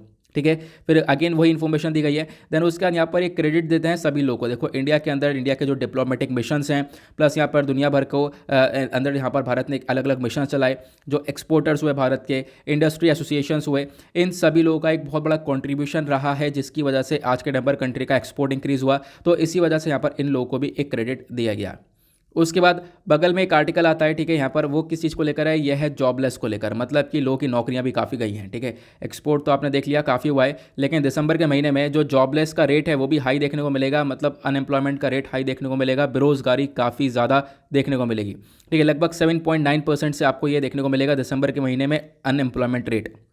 तो इंडिया का जो अनएम्प्लॉयमेंट रेट है ये भी पिछले 4 महीनों की बात करें तो उसमें भी सबसे ज़्यादा दिसंबर में रहा है। एक्सपोर्ट तो ज़्यादा हुआ ही हुआ है, लेकिन अनएम्प्लॉयमेंट भी यहाँ पर दिसंबर के महीने में सबसे ज़्यादा रहा है साल 2021 के अंदर। ये डेटा आया है centre for monitoring Indian economy की तरफ से, तो आप इसके बारे में ध्यान रख सकते हो। अगर हम इसे कंपेयर करें और भी डेटा से, नवंबर के मंथ में ये जो अनएम्प्लॉयमेंट का रेट है वो लगभग यहाँ पर आप कह सकते हो कि 7% हुआ करता था, लेकिन उसके बाद अब की बार दिसंबर में 7.9% हुआ। तो मतलब आप कह सकते हो जो अनएम्प्लॉयमेंट है वो लगातार इंक्रीज हुआ है, जो बेरोजगारी है वो इंक्रीज बढ़ती हुई नजर आई है। अभी देखो बीच में चीज़ें सुधरी थी, लेकिन उसके बाद ये वापस से इंक्रीमेंट देखने को मिला। ऐसा क्यों? क्योंकि ओमिक्रॉन वेरिएंट जो फैला है, ओमिक्रॉन जो कोरोना वायरस है, इसकी वजह से भी यहाँ पर काफ़ी सारी जॉबलेस देखने को मिली है, ऐसा यहाँ पर बताया गया। उसके बाद शहर वाले एरिया के अंदर जो ये अनएम्प्लॉयमेंट जो बेरोजगारी है वो कितने कितने परसेंट से इंक्रीज हुई है वो यहाँ पर डेटा दिया गया है, जो कि आपके काम का नहीं है। इतना डेटा याद नहीं रखना है, ठीक है, कि शहर वाले एरिया में कितनी अनएम्प्लॉयमेंट बढ़ी है या रूरल एरियाज में, गांव वाले एरिया में कितनी अनएम्प्लॉयमेंट बढ़ी है। तो यहाँ पर इसके ऊपर ध्यान नहीं देना है, बस इतना ही रखना कि हाँ दिसंबर के मंथ में क्या हुआ, जो अनएम्प्लॉयमेंट रेट है वो काफ़ी हद तक हाई रहा। एग्जैक्टली अगर हम बात करें जो शहर वाले एरिया के अंदर, तो लगभग ये अनएम्प्लॉयमेंट रेट 9.3% से ऊपर चला गया। ठीक है, क्लियर हुआ। उसके बाद नेक्स्ट आर्टिकल में चर्चा करते हैं। अगला आर्टिकल एक और इंपॉर्टेंट आर्टिकल है, देखो इकोनॉमी के पॉइंट ऑफ व्यू से भी इंपॉर्टेंट है, plus GS paper 2 international relations के पॉइंट ऑफ व्यू से भी इंपॉर्टेंट है। तो अभी चर्चा की गई है, अगेन हमारे कॉमर्स मिनिस्ट्री की यहाँ पर स्टेटमेंट है, और इन्होंने बोला है कि जो इंडिया इजराइल है, India Israel in talks for free trade agreement, मतलब भारत और इजराइल के बीच में बातचीत हो रही है किस चीज़ को लेकर, फ्री ट्रेड एग्रीमेंट को लेकर। जो व्यापार है उसके अंदर देखो होता क्या है, जब किसी दो पर्टिकुलर कंट्रीज़ के बीच में व्यापार होता है तो बहुत सारे और भी ड्यूटीज़ और चार्जेस लगाए जाते हैं। अब फ्री ट्रेड एग्रीमेंट और बाकी नॉर्मल व्यापार के अंदर डिफरेंस ये है कि फ्री ट्रेड एग्रीमेंट में जो हम लोग एक्स्ट्रा चार्जेस या ड्यूटीज़ लगा रहे हैं उनको नहीं लगाते, ठीक है। अब क्या होता है, इससे आप कह सकते हो जो ये व्यापार है बहुत ज़्यादा फ्रीली यहाँ पर फ्लो करता है, जिस वजह से हम लोग उसको फ्री ट्रेड एग्रीमेंट बोलते हैं। दोनों कंट्रीज़ को काफ़ी फ़ायदा होता है। तो इस बेसिस पर अगर हम बात करें तो इंडिया इजराइल इसी फ्री ट्रेड एग्रीमेंट को लेकर डिस्कशन कर रहे हैं आज के टाइम पर, ऐसा हमारे कॉमर्स मिनिस्ट्री का स्टेटमेंट निकल कर आया। ठीक है, अब एक क्वेश्चन होगा क्या हम लोग सिर्फ इजराइल के साथ फ्री ट्रेड एग्रीमेंट कर रहे हैं? तो नहीं, देखो और भी बहुत सारी कंट्रीज है जिनके साथ फ्री ट्रेड एग्रीमेंट को लेकर हम लोग ऑलरेडी काफ़ी सारी चीज़ें हमारी जो सरकार है वो इन्फॉर्म कर चुकी है। ठीक है, जो आज के टाइम पर बायलैटरल फ्री ट्रेड एग्रीमेंट है ये ऑलरेडी हम लोग निगोशिएट कर चुके हैं, बातचीत कर चुके हैं यूएई के साथ, मतलब यूनाइटेड अरब एमिरेट के साथ, यूनाइटेड किंगडम के साथ, ऑस्ट्रेलिया, कनाडा, इन सभी कंट्रीज़ के साथ ऑलरेडी डिस्कशन हो चुका है फ्री ट्रेड एग्रीमेंट को लेकर। तो आप ध्यान रखना, फ्री ट्रेड एग्रीमेंट के अंदर हम लोग काफ़ी सारी चीज़ों को कवर करेंगे, जैसे एग्रीकल्चरल प्रोडक्ट्स हो गए, फार्मास्यूटिकल्स हो गया, इन सब चीज़ों को भी यहाँ पर इसके अंदर कवर किया जाने वाला है। इन सब का व्यापार होता हुआ नजर आएगा। आई होप आप लोग इन चीज़ों को प्रॉपरली कवर कर पाए होंगे। अब चलते हम लोग डायरेक्टली अपने एडिटोरियल पर, देखेंगे आज के मोस्ट इंपॉर्टेंट एडिटोरियल्स को। लेकिन एडिटोरियल से पहले एक डेटा आता है हमारे पास। डेटा यह है साल 2021 के अंदर जो इंडियंस हैं उन्होंने सबसे ज़्यादा क्या सर्च किया है गूगल पर, ये इन्फॉर्मेशन निकल कर आती है। तो यहाँ पर बोला गया जो मोस्ट गूगल चीज़ है, आप मतलब सबसे ज़्यादा जो गूगल किया गया है वो है आईपीएल। ठीक है, इंडियन प्रीमियर लीग को सबसे ज़्यादा गूगल किया, फिर यूरो कप को गूगल किया, कोपा अमेरिका को गूगल किया गया है लोगों के थ्रू, टोक्यो ओलंपिक्स, फिर नीरज चोपड़ा को अगस्त के टाइम पर, मतलब साल 2021 के अंदर अगस्त में नीरज चोपड़ा को सबसे ज़्यादा गूगल किया गया। फिर उसके बाद आपको मालूम होगा आर्यन खान, इसको भी सबसे ज़्यादा गूगल किया गया। देन उसके बाद ICC men T20 world cup, कोविड-19 वैक्सीन, कोविन, इन सब चीज़ों को यहाँ पर सबसे ज़्यादा गूगल किया गया है। तो मोस्ट गूगल चीज़ें क्या हैं वो आप लोग देख पाओगे, वो इस आर्टिकल के अंदर, इस डेटा के अंदर बताया गया है। ज़्यादा और कुछ खास है नहीं, बस खाली मैंने सोचा आप लोगों को इसके बारे में पता होना चाहिए। अब बात करते हैं एडिटोरियल्स की। तो आज के हमारे 3-4 एडिटोरियल हैं जो कि काफ़ी ज़बरदस्त हैं। पहला एडिटोरियल बहुत ज़बरदस्त है, इसको डिस्कस करेंगे।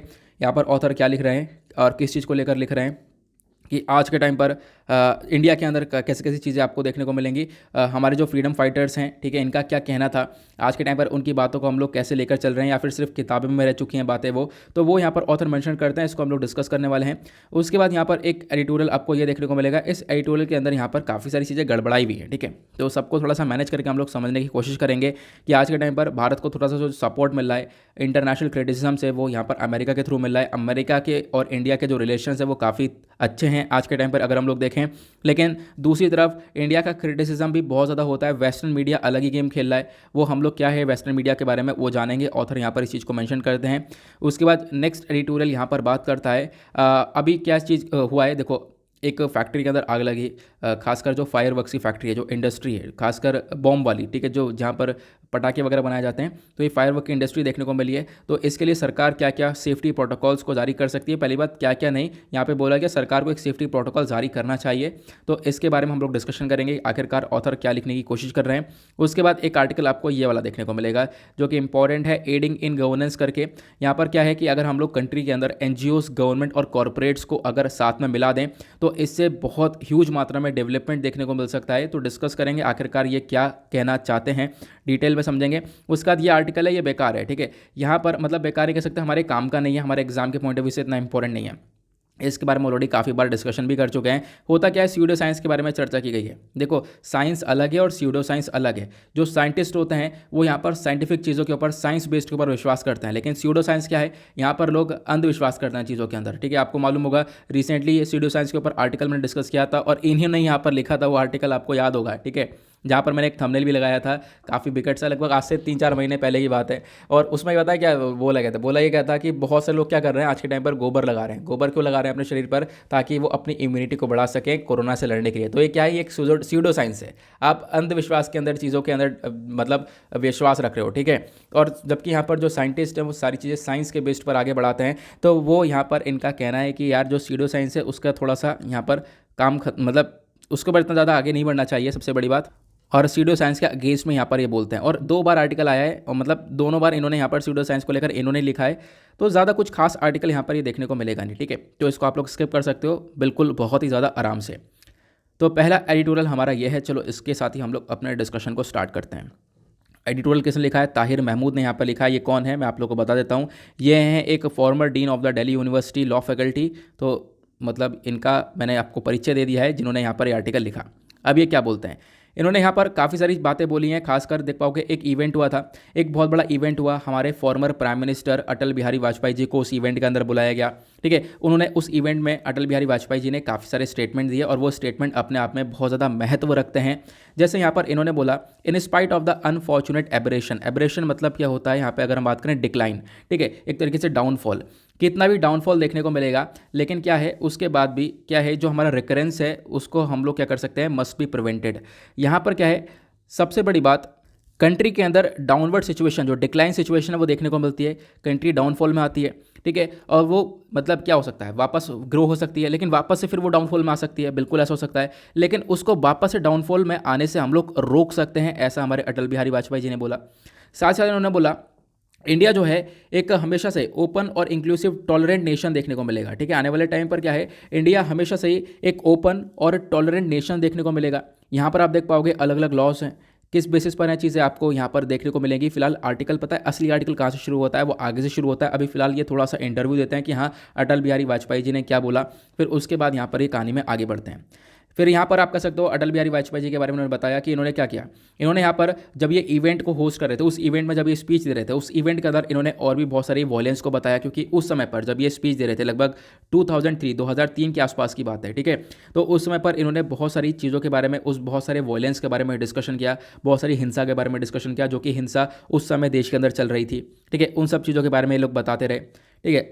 उसके बाद यहाँ पर क्या बोलते हैं, उसके बाद यहाँ पर ये बोलते हैं वाजपेयी जी कि देखो जो ये एबरेशंस होते हैं ये लंबे समय तक नहीं होते हैं। जैसे मैंने आप लोगों को बताया अभी स्टार्टिंग में, जो मतलब कंट्री का डाउनफॉल है वो लंबे समय तक नहीं होता है, और यहाँ पर कंट्री जो है रिटर्न होती है अपने ओल्ड एज ट्रेडिशंस के ऊपर। तो ये यहाँ पर इनका कहना है, मतलब कंट्री के अंदर जो डाउनफॉल है, कंट्री का एक बार डाउनफॉल आता है, उसके बाद यहाँ पर कंट्री वापस से ग्रो करती है। लेकिन उसके बाद यहाँ पर क्या होता है, जैसे ये स्पीच देता है, स्पीच देने के बाद कुछ टाइम बाद जो वाजपेयी जी की जो पार्टी है वो हार जाती है इलेक्शंस के अंदर, और अगले साल यहाँ पर फिर वो जीत कर आते हैं, मतलब 1 साल के गैप के बाद यहाँ पर पूरी पावर से रिटर्न होकर आते हैं, वो यहाँ पर ऑथर बताते हैं, ठीक है। अब यहाँ पर क्या बोला गया, इन्होंने बोला, हमारे वाजपेयी जी ने यहाँ पर बोला, देखो यहाँ पर तो मतलब अभी आज के टाइम पर है नहीं, फॉर्मर प्राइम मिनिस्टर हमारे रह चुके हैं, तो इन्होंने यहाँ पर हिस्ट्री के ऊपर फोकस किया, इतिहास के ऊपर फोकस किया, ठीक है। जो इतिहास है हम लोगों ने वहीं पर दबा दिया है, हम लोग उसको लेकर आगे नहीं बढ़े हैं, ऐसा यहाँ पर इनका कहना देखने को मिलेगा, ठीक है। तो आज के टाइम पर हम लोग रियलिटी से काफ़ी हद तक पीछे हटे पड़े हैं।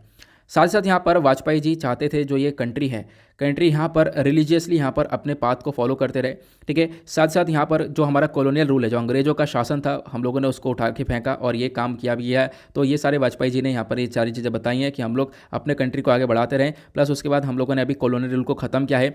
अब जब कॉलोनियल रूल को ख़त्म किया, अंग्रेज़ों का शासन खत्म हुआ 1947 के बाद, जो कंट्री हमारी आज़ाद हुई, आज़ाद होने के बाद यहाँ पर कंट्री के अंदर चीज़ें आगे बढ़ रही थी, ठीक है। संविधान की तरफ हम लोग बढ़ रहे थे, आपको मालूम हुआ कॉन्स्टिट्यूशन वगैरह के ऊपर यहाँ पर काम चल रहा था, तो ये सारी चीज़ें आगे बढ़ रही थी।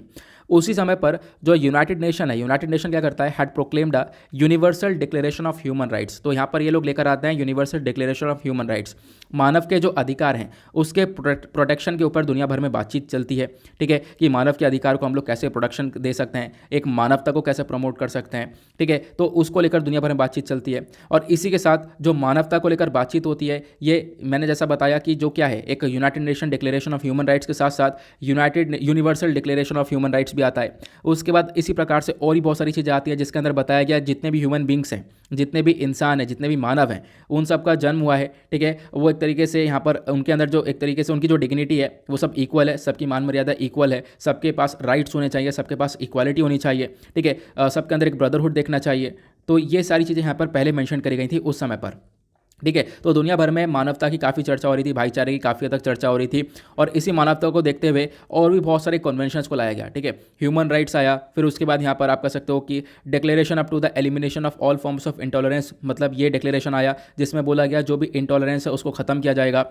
उसके बाद डिस्क्रिमिनेशन बेस्ड ऑन रिलीजन आया, ठीक है। मतलब और भी बहुत सारी चीज़ें ऐसी आती रहीं जो जो कि कहीं ना कहीं मानवता को आगे प्रमोट कर रहा था, ह्यूमैनिटी को आगे बढ़ा रहा था, ठीक है। ह्यूमैनिटी के प्रति, ह्यूमंस के अंदर जो इक्वालिटी है उसको बढ़ा रहा था, राइट टू इक्वालिटी को बढ़ा रहा था, कि लोगों के अंदर अपने एक समानता का पूरी तरह से यहाँ पर विश्वास हो।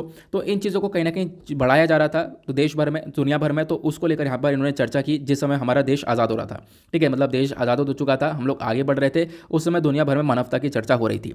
अब अगर हम बात करें तो जब हम लोग ने यहाँ पर universal declaration of human rights को सेलिब्रेट किया, ठीक है, इसको प्रोक्लेम किया गया यूनाइटेड नेशन के थ्रू, और उसके बाद यहाँ पर जब ये काम किया जा रहा था तो इंडिया यहाँ पर नया नया फ्री हुआ था, आज़ाद हुआ था, और इंडिया यहाँ पर अपना कॉन्स्टिट्यूशन, अपने संविधान को लिख रहा था अपने भविष्य के लिए, ठीक है। इंडिया ने अपने संविधान को लिखा भी, आपको मालूम है संविधान आज के हम पढ़ रहे हैं, वो सब संविधान उस समय पर लिखा जा रहा था।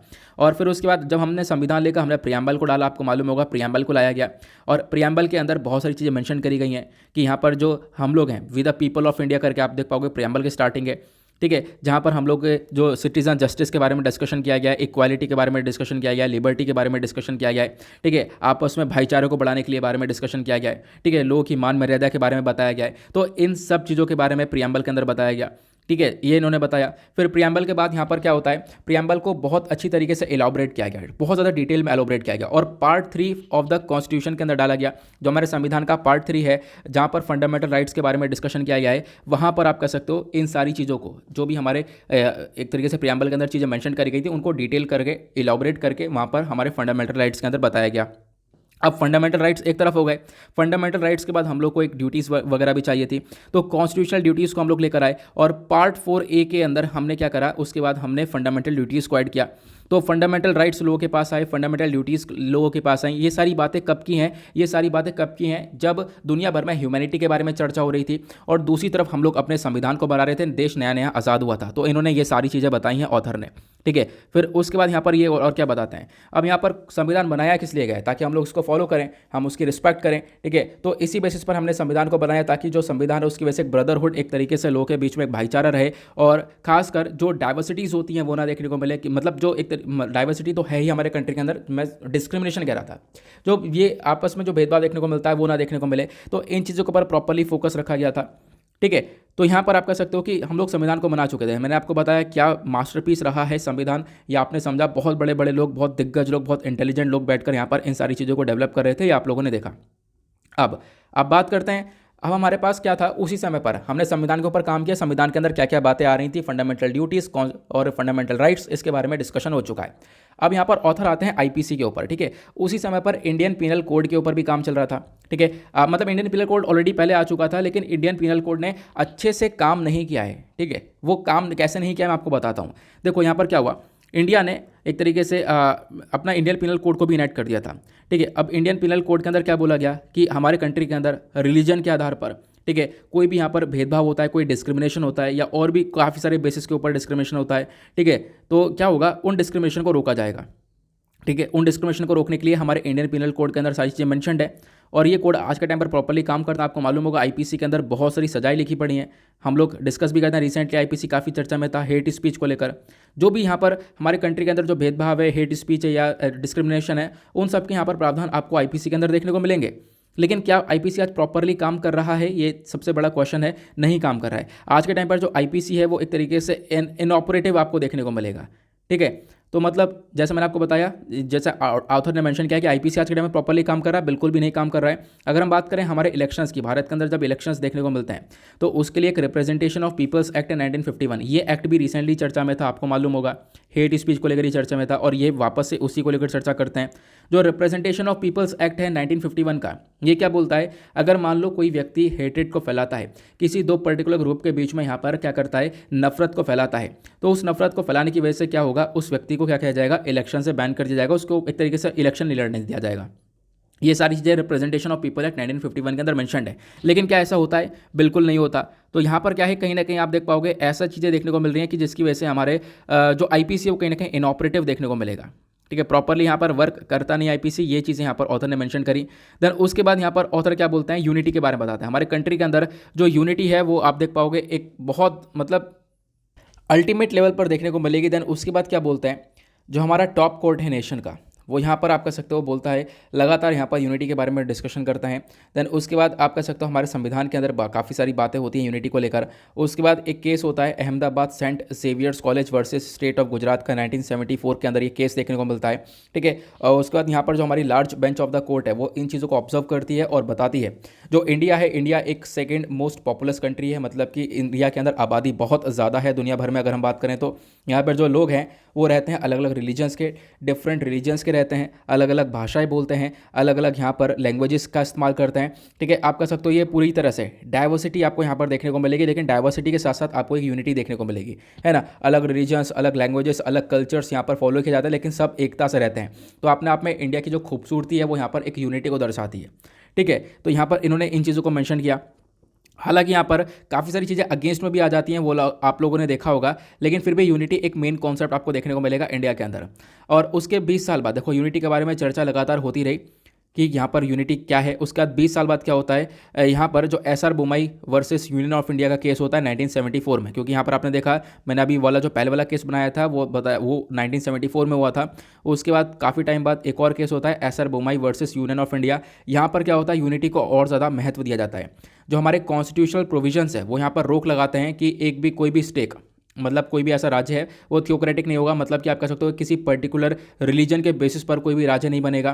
ठीक है, और किसी मतलब एक पर्टिकुलर रीजन के साथ साथ आप कह सकते हो कोई भी एक पर्टिकुलर रिलीजन को फेवर नहीं करेगा। ठीक है, तो राज्य होगा वो सब के अंदर डाइवर्सिटी देखने को मिलेगी। हर एक व्यक्ति यहाँ पर रह सकता है। ऐसा ना हो कि एक पर्टिकुलर रीजन को लेकर स्टेट को बनाया जाए, इससे काफ़ी सारे कंसर्न्स क्रिएट हो सकते हैं। जो सेकुलरिज्म है, सेकुलरिज्म का कॉन्सेप्ट यही है कि हमारे कंट्री के अंदर इतने सारे रिलीजन साथ में रहते हैं। तो जो सेकुलरिज्म है ये अपने आप में आप कह सकते हो एक पैसिव एटीट्यूड देखने को मिलेगा आज के टाइम पर इंडिया के अंदर। तो इंडिया के अंदर जो ये यूनिटी है अपने आप में एक गोल्डन थ्रेड है। ठीक है, तो ये आप देख पाओगे, ये बताया गया। देन उसके बाद यहाँ पर ये बोलते हैं कि लेकिन जो चीज़ें पहले चल रही थी आज के टाइम पर, उनको जो हमारे फ्रीडम फाइटर्स ने काफ़ी सारी बातें बोली हैं, उन फ्रीडम फाइटर्स की जो बातें हैं वो सारी दबी दबी रह चुकी हैं।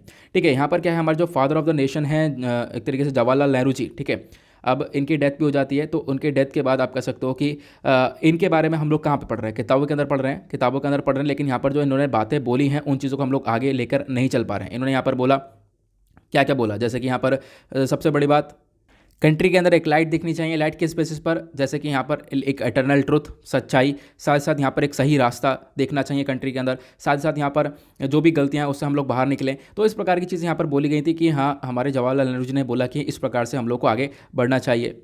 लेकिन होता क्या है, आज के टाइम पर हम लोग इनकी बातें पढ़ते हैं। ठीक है, लेकिन होता क्या है, आज के टाइम पर कहाँ पे पढ़ रहे हैं सारी बातें, हम लोग सिर्फ और सिर्फ किताबों के अंदर पढ़ रहे हैं। क्या आगे ये बातें इंप्लीमेंट की जा रही हैं? नहीं की जा रही हैं, ठीक है। क्या हम लोग अपने फर्स्ट प्राइम मिनिस्टर की जो भी बातें हैं उसको याद रख रहे हैं? नहीं रख रहे हैं। क्या हम लोग जो फर्स्ट प्राइम मिनिस्टर ने बोला था ये सारी बातें कि हमारे कंट्री के अंदर ये सारी बातें हो पाएंगी आगे, ये हो पा रही हैं? तो इन सब का जवाब कौन देगा, ये यहाँ पर ऑथर बोलते हैं। तो एग्जैक्टली इस आर्टिकल के अंदर क्या क्या मेंशन किया है मैंने आपको सारी चीज़ें टू द पॉइंट बता दी है। हालांकि आर्टिकल आपको थोड़ा इधर का थोड़ा उधर का देखने को मिलेगा, लेकिन बड़ा मुश्किल है समझना, लेकिन मैं समझता हूँ। लेकिन आई होप आप लोगों को बहुत आराम से समझ में आ गया होगा। ज़्यादा यहाँ पर कुछ है नहीं, सिर्फ और सिर्फ उन्होंने यहाँ पर कंट्री के बारे में थोड़ा बहुत बताया कि कैसे कैसे यहाँ पर कंट्री आज़ाद हुई, हमारा संविधान बना, संविधान के बाद आईपीसी हमारा ज़्यादा अच्छे तरीके से काम किया नहीं, आज के टाइम पर भी ऐसे ही देखने को मिलेगा। उसके बाद यहाँ पर क्या हुआ, यूनिटी के बारे में चर्चा की गई। तो ये 2-3 कॉन्सेप्ट आप ध्यान रख सकते हो इस एडिटोरियल के। उसके बाद यहाँ पर जो नेक्स्ट एडिटोरियल है ये भी अगेन यहाँ पर इसी प्रकार से देखने को मिलेगा। यहाँ पर भी काफ़ी हद तक टूटी फूटी बातें बोली गई हैं, जैसे मैंने आप लोगों को पहले ही बताया था। थोड़ा सा हम लोग यहाँ पर इसको सीक्वेंस वाइज में कवर करने की कोशिश करेंगे। आर्टिकल को किसने लिखा है, तो इस एडिटोरियल को लिखा है कृष्णन श्रीनिवासन जी ने। अब यहाँ पर ये कौन है, तो नीचे आपको देख पाओगे ये एक फॉर्मर फॉरेन सेक्रेटरी देखने को मिलेंगे। तो इनके बारे में अगर हम बात करें तो इन्होंने क्या लिखा है, सबसे पहली बात इनकी एक हेडिंग है, वॉशिंगटन का जो डिप्लोमेटिक एम्ब्रेस है इस providing new Delhi a certain immunity from international criticism. मतलब कि यहाँ पर जो आज के टाइम पर इंडिया यूएस के रिलेशंस हैं, ठीक है, इससे क्या हो रहा है, इससे कहीं ना कहीं आप कह सकते हो कि इंडिया को थोड़ा बहुत यहाँ पर प्रोटेक्शन मिल रहा है, थोड़ी बहुत इम्यूनिटी मिल रही है इंटरनेशनल क्रिटिसिज्म से, क्योंकि दुनिया भर से यहाँ पर थोड़ा सा बचाया जा रहा है यूएस के थ्रू। इस प्रकार की चीज़ें नजर आएंगी। अगर हम लोग बात करें इंडिया की जो रिसेंटली फॉरेन पॉलिसी है इनके हिसाब से, जैसे हमने देखा तालिबान के अंदर मतलब काफ़ी बड़ा चेंजेस आया, अफगानिस्तान के अंदर पूरी चीज़ें गड़बड़ा गई और मतलब अस्थिरता देखने को, वैसिलेशन मतलब क्या है, अस्थिरता, अनस्टेबिलिटी देखने को मिली अफगानिस्तान के अंदर। तालिबान का पूरी तरह से कंट्रोल आया। सभी कंट्रीज आलोचना कर रही थी जो बाइडन की, लेकिन क्या इंडिया का स्टेटमेंट आया? नहीं आया। इंडिया ने यहाँ पर सपोर्ट किया, हमारे प्राइम मिनिस्टर नरेंद्र मोदी जी ने यहाँ पर आप कह सकते हो कि सपोर्ट किया है, और एक तरीके से अपने जो इंडियन रिलेशंस है यूनाइटेड स्टेट्स ऑफ अमेरिका के साथ वो बनाकर रखे। तो आप लोग देख पाओगे इसके बारे में, ठीक है। तो यूएस के साथ हमने रिलेशंस अपने बना के रखे हर एक कंडीशन के अंदर। उसके बाद इंडिया आज के टाइम पर एक क्रिटिकली एलाई, एक क्रिटिकली इंपॉर्टेंट एक कंट्री देखने को मिलता है यूएस की साइड में। तो आपको मतलब यूएस की साइड से तो आपको ये देखने को मिलेगा, ठीक है। तो यूएस यहाँ पर एक इंपॉर्टेंट कंट्री, एक इंपॉर्टेंट पार्टनर के तौर पर देखता है इंडिया को। तो आप लोग इसके बारे में ध्यान रखना। साथ साथ यहाँ पर क्या बोला गया कि आज के टाइम पर इंडिया और यूएस के बीच में एक सबसे बड़ा एक कॉन्सेप्ट देखने को मिलेगा, वो है डिफेंस के मामले में, ठीक है। यहाँ पर आप कह सकते हो डिफेंस के मामले में रिलेशन तो अच्छे हैं ही, लेकिन साथ साथ एक डिफेंस मेजर डिफेंस पार्टनर भी है दोनों कंट्रीज। कहीं ना कहीं आप कह सकते हो भारत भी कहीं ना कहीं करता है, एक तरीके से सपोर्ट करता है यूएस को, और आप कह सकते हो कि यूएस भी हमें थोड़ा बहुत सपोर्ट करता हुआ नजर आएगा। वो कैसे सपोर्ट करता हुआ नजर आएगा वो आगे ऑथर ने मेंशन किया है, ठीक है। और देखो इंडिया के अलावा भी बहुत सारी कंट्रीज जो कि अमेरिका के लिए इंपॉर्टेंट है, लेकिन इंडिया भी कहीं ना कहीं एक one of the most important country के अंदर आ रहा है अमेरिका की लिस्ट के अंदर, ठीक है। अगर हम दिल्ली की बात करें मतलब इंडिया के अंदर पिछले अक्टूबर की बात है, जो यूएस के डेप्यूटी सेक्रेटरी स्टेट हैं, ठीक है, वेंडी शर्मन, ठीक है। अब इन्होंने यहाँ पर बोला था कि इंडिया क्या कर रहा है, रशियन मिलिट्री इक्विपमेंट को परचेज कर रहा है। आपको मालूम होगा भारत ने रशिया से S-400 सिस्टम को परचेज किया है। हमने डिसाइड किया था हम लोग इस सिस्टम को परचेज करेंगे, लेकिन यहाँ पर क्या बोला गया कि ये डेंजरस हो सकता है, क्योंकि यहाँ होता क्या है कि यूएस अगर यहाँ पर अगर कोई कंट्री रशिया से इन सारे डिफेंस इक्विपमेंट्स को परचेज करती है तो यूएस यहाँ पर उन कंट्रीज के ऊपर सैंक्शंस लगाता है, ठीक है, काटसा के सैंक्शंस लगाता है, आप लोगों को मालूम होगा। तो हम लोगों ने यहाँ पर डिफेंस सिस्टम परचेज किया, लेकिन अभी तक ऐसे काटसा वाले सैंक्शंस वाली सिचुएशन हम लोग को देखने को मिली नहीं है, ठीक है। वो प्रॉब्लम्स हम लोग को देखने को मिली नहीं है, क्योंकि हम लोगों ने एग्रीमेंट भी किया और उसका हमारे पास S-400 सिस्टम डिलीवर होना चालू भी हो चुका है, रशिया हम लोग को देना स्टार्ट भी कर चुका है। तो ऐसी कोई सच प्रॉब्लम्स हम लोगों ने देखी नहीं है। तो इससे भी कहीं ना कहीं दर्शाता है, ये चीज़ दर्शाई जाती है कि यहाँ पर आप कह सकते हो कहीं ना कहीं रिलेशन जो हैं दोनों कंट्रीज के काफ़ी बेहतरीन देखने को मिलेंगे। उसके बाद जो अमेरिका के डिफेंस मिनिस्टर हैं लॉयड जेम्स ऑस्टिन थर्ड, ठीक है, इनका कहना क्या है। अब यहाँ पर इन्होंने भी यहाँ पर व्यूज़ रखे हैं और एक तरीके से यहाँ पर बोला है कि जैसे कि आज के टाइम पर इंडिया को बहुत सारे लिस्ट के अंदर या बहुत सारे इंडेक्सेस के अंदर बहुत ज़्यादा डाउनग्रेड के अंदर रखा गया है, ठीक है। तो वहाँ पर आप कह सकते हो यूएस सपोर्ट करता है। यहाँ पर अगर आप लोग देख पाओ तो यहाँ पर यूएस एक तरीके से अलग प्रकार से देखता हुआ नजर आएगा। मतलब क्या है, मतलब ये देखो यह है कि आज के टाइम पर बहुत सारे इंडेक्सेस आते हैं, ठीक है, जहाँ पर इंडिया का भी नाम आता है, और उन इंडेक्सेस के अंदर इंडिया की जब बात आती है तो ह्यूमन राइट्स के अंदर इंडिया को काफ़ी नीचे रखा जाता है, ठीक है। उसका यहाँ पर मैंने जैसे बताया इंडिया को काफ़ी नीचे रखा जाता है। तो इन चीज़ों के अंदर यहाँ पर इंडिया को सपोर्ट करता है यूएस, ठीक है। यूएस यहाँ पर एक अलग तरीके से अलग नज़रिए से देखता है, जैसे इजराइल को यहाँ पर सपोर्ट करता है, उसी प्रकार से यहाँ पर इंडिया को भी कहीं ना कहीं इंटरनेशनल क्रिटिसिज्म से इम्यूनिटी मिल जाती है, एक सपोर्ट मिल जाता है, ठीक है, मतलब कि आप कह सकते हो अगर दुनिया भर की कंट्रीज जो है अगर इंडिया की आलोचना कर दी तो यहाँ पर थोड़ा सा यूएस हमारे सपोर्ट में आ जाता है, क्योंकि होता क्या है, बहुत सारे इंडेक्सेस आते हैं। इंडेक्सेस जैसे कि US state department country report on human rights का इंडेक्स आ गया, या फिर और भी बहुत सारे इंडेक्सेस आ गए। ठीक है, यहाँ पर आप कह सकते हो क्या होता है, ह्यूमन राइट्स के बारे में डिस्कशन किया जाता है कि बहुत सारे जो इंडिया के अंदर ह्यूमन राइट्स है उसको यहाँ पर दर्शाया जाता है। जैसे आप लोग देख पाओगे killings, torture, arbitrary arrest, detention, violence, इस प्रकार की चीज़ें यहाँ पर इनके अंदर दिखाई जाती हैं कि किसी जर्नलिस्ट का हैरेसमेंट करना, ठीक है, डेथ हो जाना, वेबसाइट्स को ब्लॉक करना, इंटरनेट को ब्लॉक करना। तो इस प्रकार की चीज़ें यहाँ पर इन इंडेक्सेस के अंदर शो की जाती हैं। तो इंडिया की यहाँ पर जो रेटिंग है वो काफ़ी हद तक पुअर रहती है इन सारे इंडेक्सेस के अंदर। बहुत सारे इंडेक्सेस आए हैं और आप कह सकते हो कि यूएस बेस्ड जो फ्रीडम हाउस करके यहाँ पर इन्होंने ये इंडेक्स देता है, यहाँ पर इन्होंने इंडिया को पार्टली फ्री कैटेगरी के अंदर रखा है कि इंडिया पूरी तरह से फ्री भी नहीं है। ठीक है, यहाँ पर बहुत सारे रिस्ट्रिक्शंस हैं। ठीक है, और आप कह सकते हो कि पूरी प्रॉपर फ्रीडम भी नहीं देखने को मिलेगी, लोगों के अंदर यहाँ पर प्रॉपर डेमोक्रेसी नहीं देखने को मिलेगी। मतलब एक तरीके से पार्टली डेमोक्रेसी यहाँ पर बोला गया है कि यहाँ पर लोगों को सपोर्ट नहीं किया जाता, जर्नलिस्ट के ऊपर अत्याचार होता है। तो इस प्रकार की चीज़ें यहाँ पर ये रिपोर्ट्स पब्लिश करती हैं। ठीक है, उसके बाद इसी प्रकार से और भी इंडेक्सेस आती हैं। अगर हम बात करें 1 साल पहले की बात है, इंडिया की जो रैंक है world press freedom index of reporters without border के अंदर 142 रैंक थी। ठीक है, इसके बारे में मैंने रिसेंटली डिस्कशन भी किया था। तो वर्ल्ड प्रेस फ्रीडम इंडेक्स का मतलब यह है कि कंट्री के अंदर जो वहाँ की प्रेस है वो कितनी फ्री है, कितना खुलकर यहाँ पर वो क्वेश्चनिंग कर सकती है, कितना खुलकर यहाँ पर चीज़ों को पब्लिश कर सकती है। तो क्या इंडिया की रैंक यहाँ पर 142 रखी गई, तो आप खुद कह सकते हो रैंक काफ़ी हद तक डाउन थी। ठीक है, तो इस प्रकार की चीज़ें नज़र आती हैं। उसी प्रकार से और भी अलग अलग ऐसे इंडेक्सेस आते हैं जहाँ पर इंडिया के अंदर कंसर्न दिखाया जाता है। इंडिया बोला जाता है कि इंडिया जो है can be listed as a country of particular concern. यहाँ पर क्या है कि ये लोग ट्रीटमेंट अलग तरीके से करते हैं मुस्लिम्स क्रिश्चियंस का। तो इस प्रकार से इंडेक्सेस काफ़ी सारे पब्लिश होते हैं कि यहाँ पर मुस्लिम्स और क्रिश्चियंस को अलग तरीके से ट्रीट किया जाता है, बाकी लोगों को अलग तरीके से ट्रीट किया जाता है, डिस्क्रिमिनेशन बहुत ज़्यादा देखा जाता है। ठीक है, ये यहाँ पर बोला गया। तो ये आप कह सकते हो ये सारी प्रॉब्लम्स के बारे में बताया गया। लेकिन हालांकि यहाँ पर यूएस जो है इसको अलग तरीके से देखता है। यूएस यहाँ पर इन सब चीज़ों के रिगार्डिंग इंडिया को थोड़ा सपोर्ट करता है, जिसके बेसिस पर यहाँ पर आप कह सकते हो आज के टाइम पर रिलेशन और अच्छे भी हैं, प्लस उसके बाद यहाँ पर थोड़ा बहुत सपोर्ट हम लोग को यूएस की साइड से मिलता है।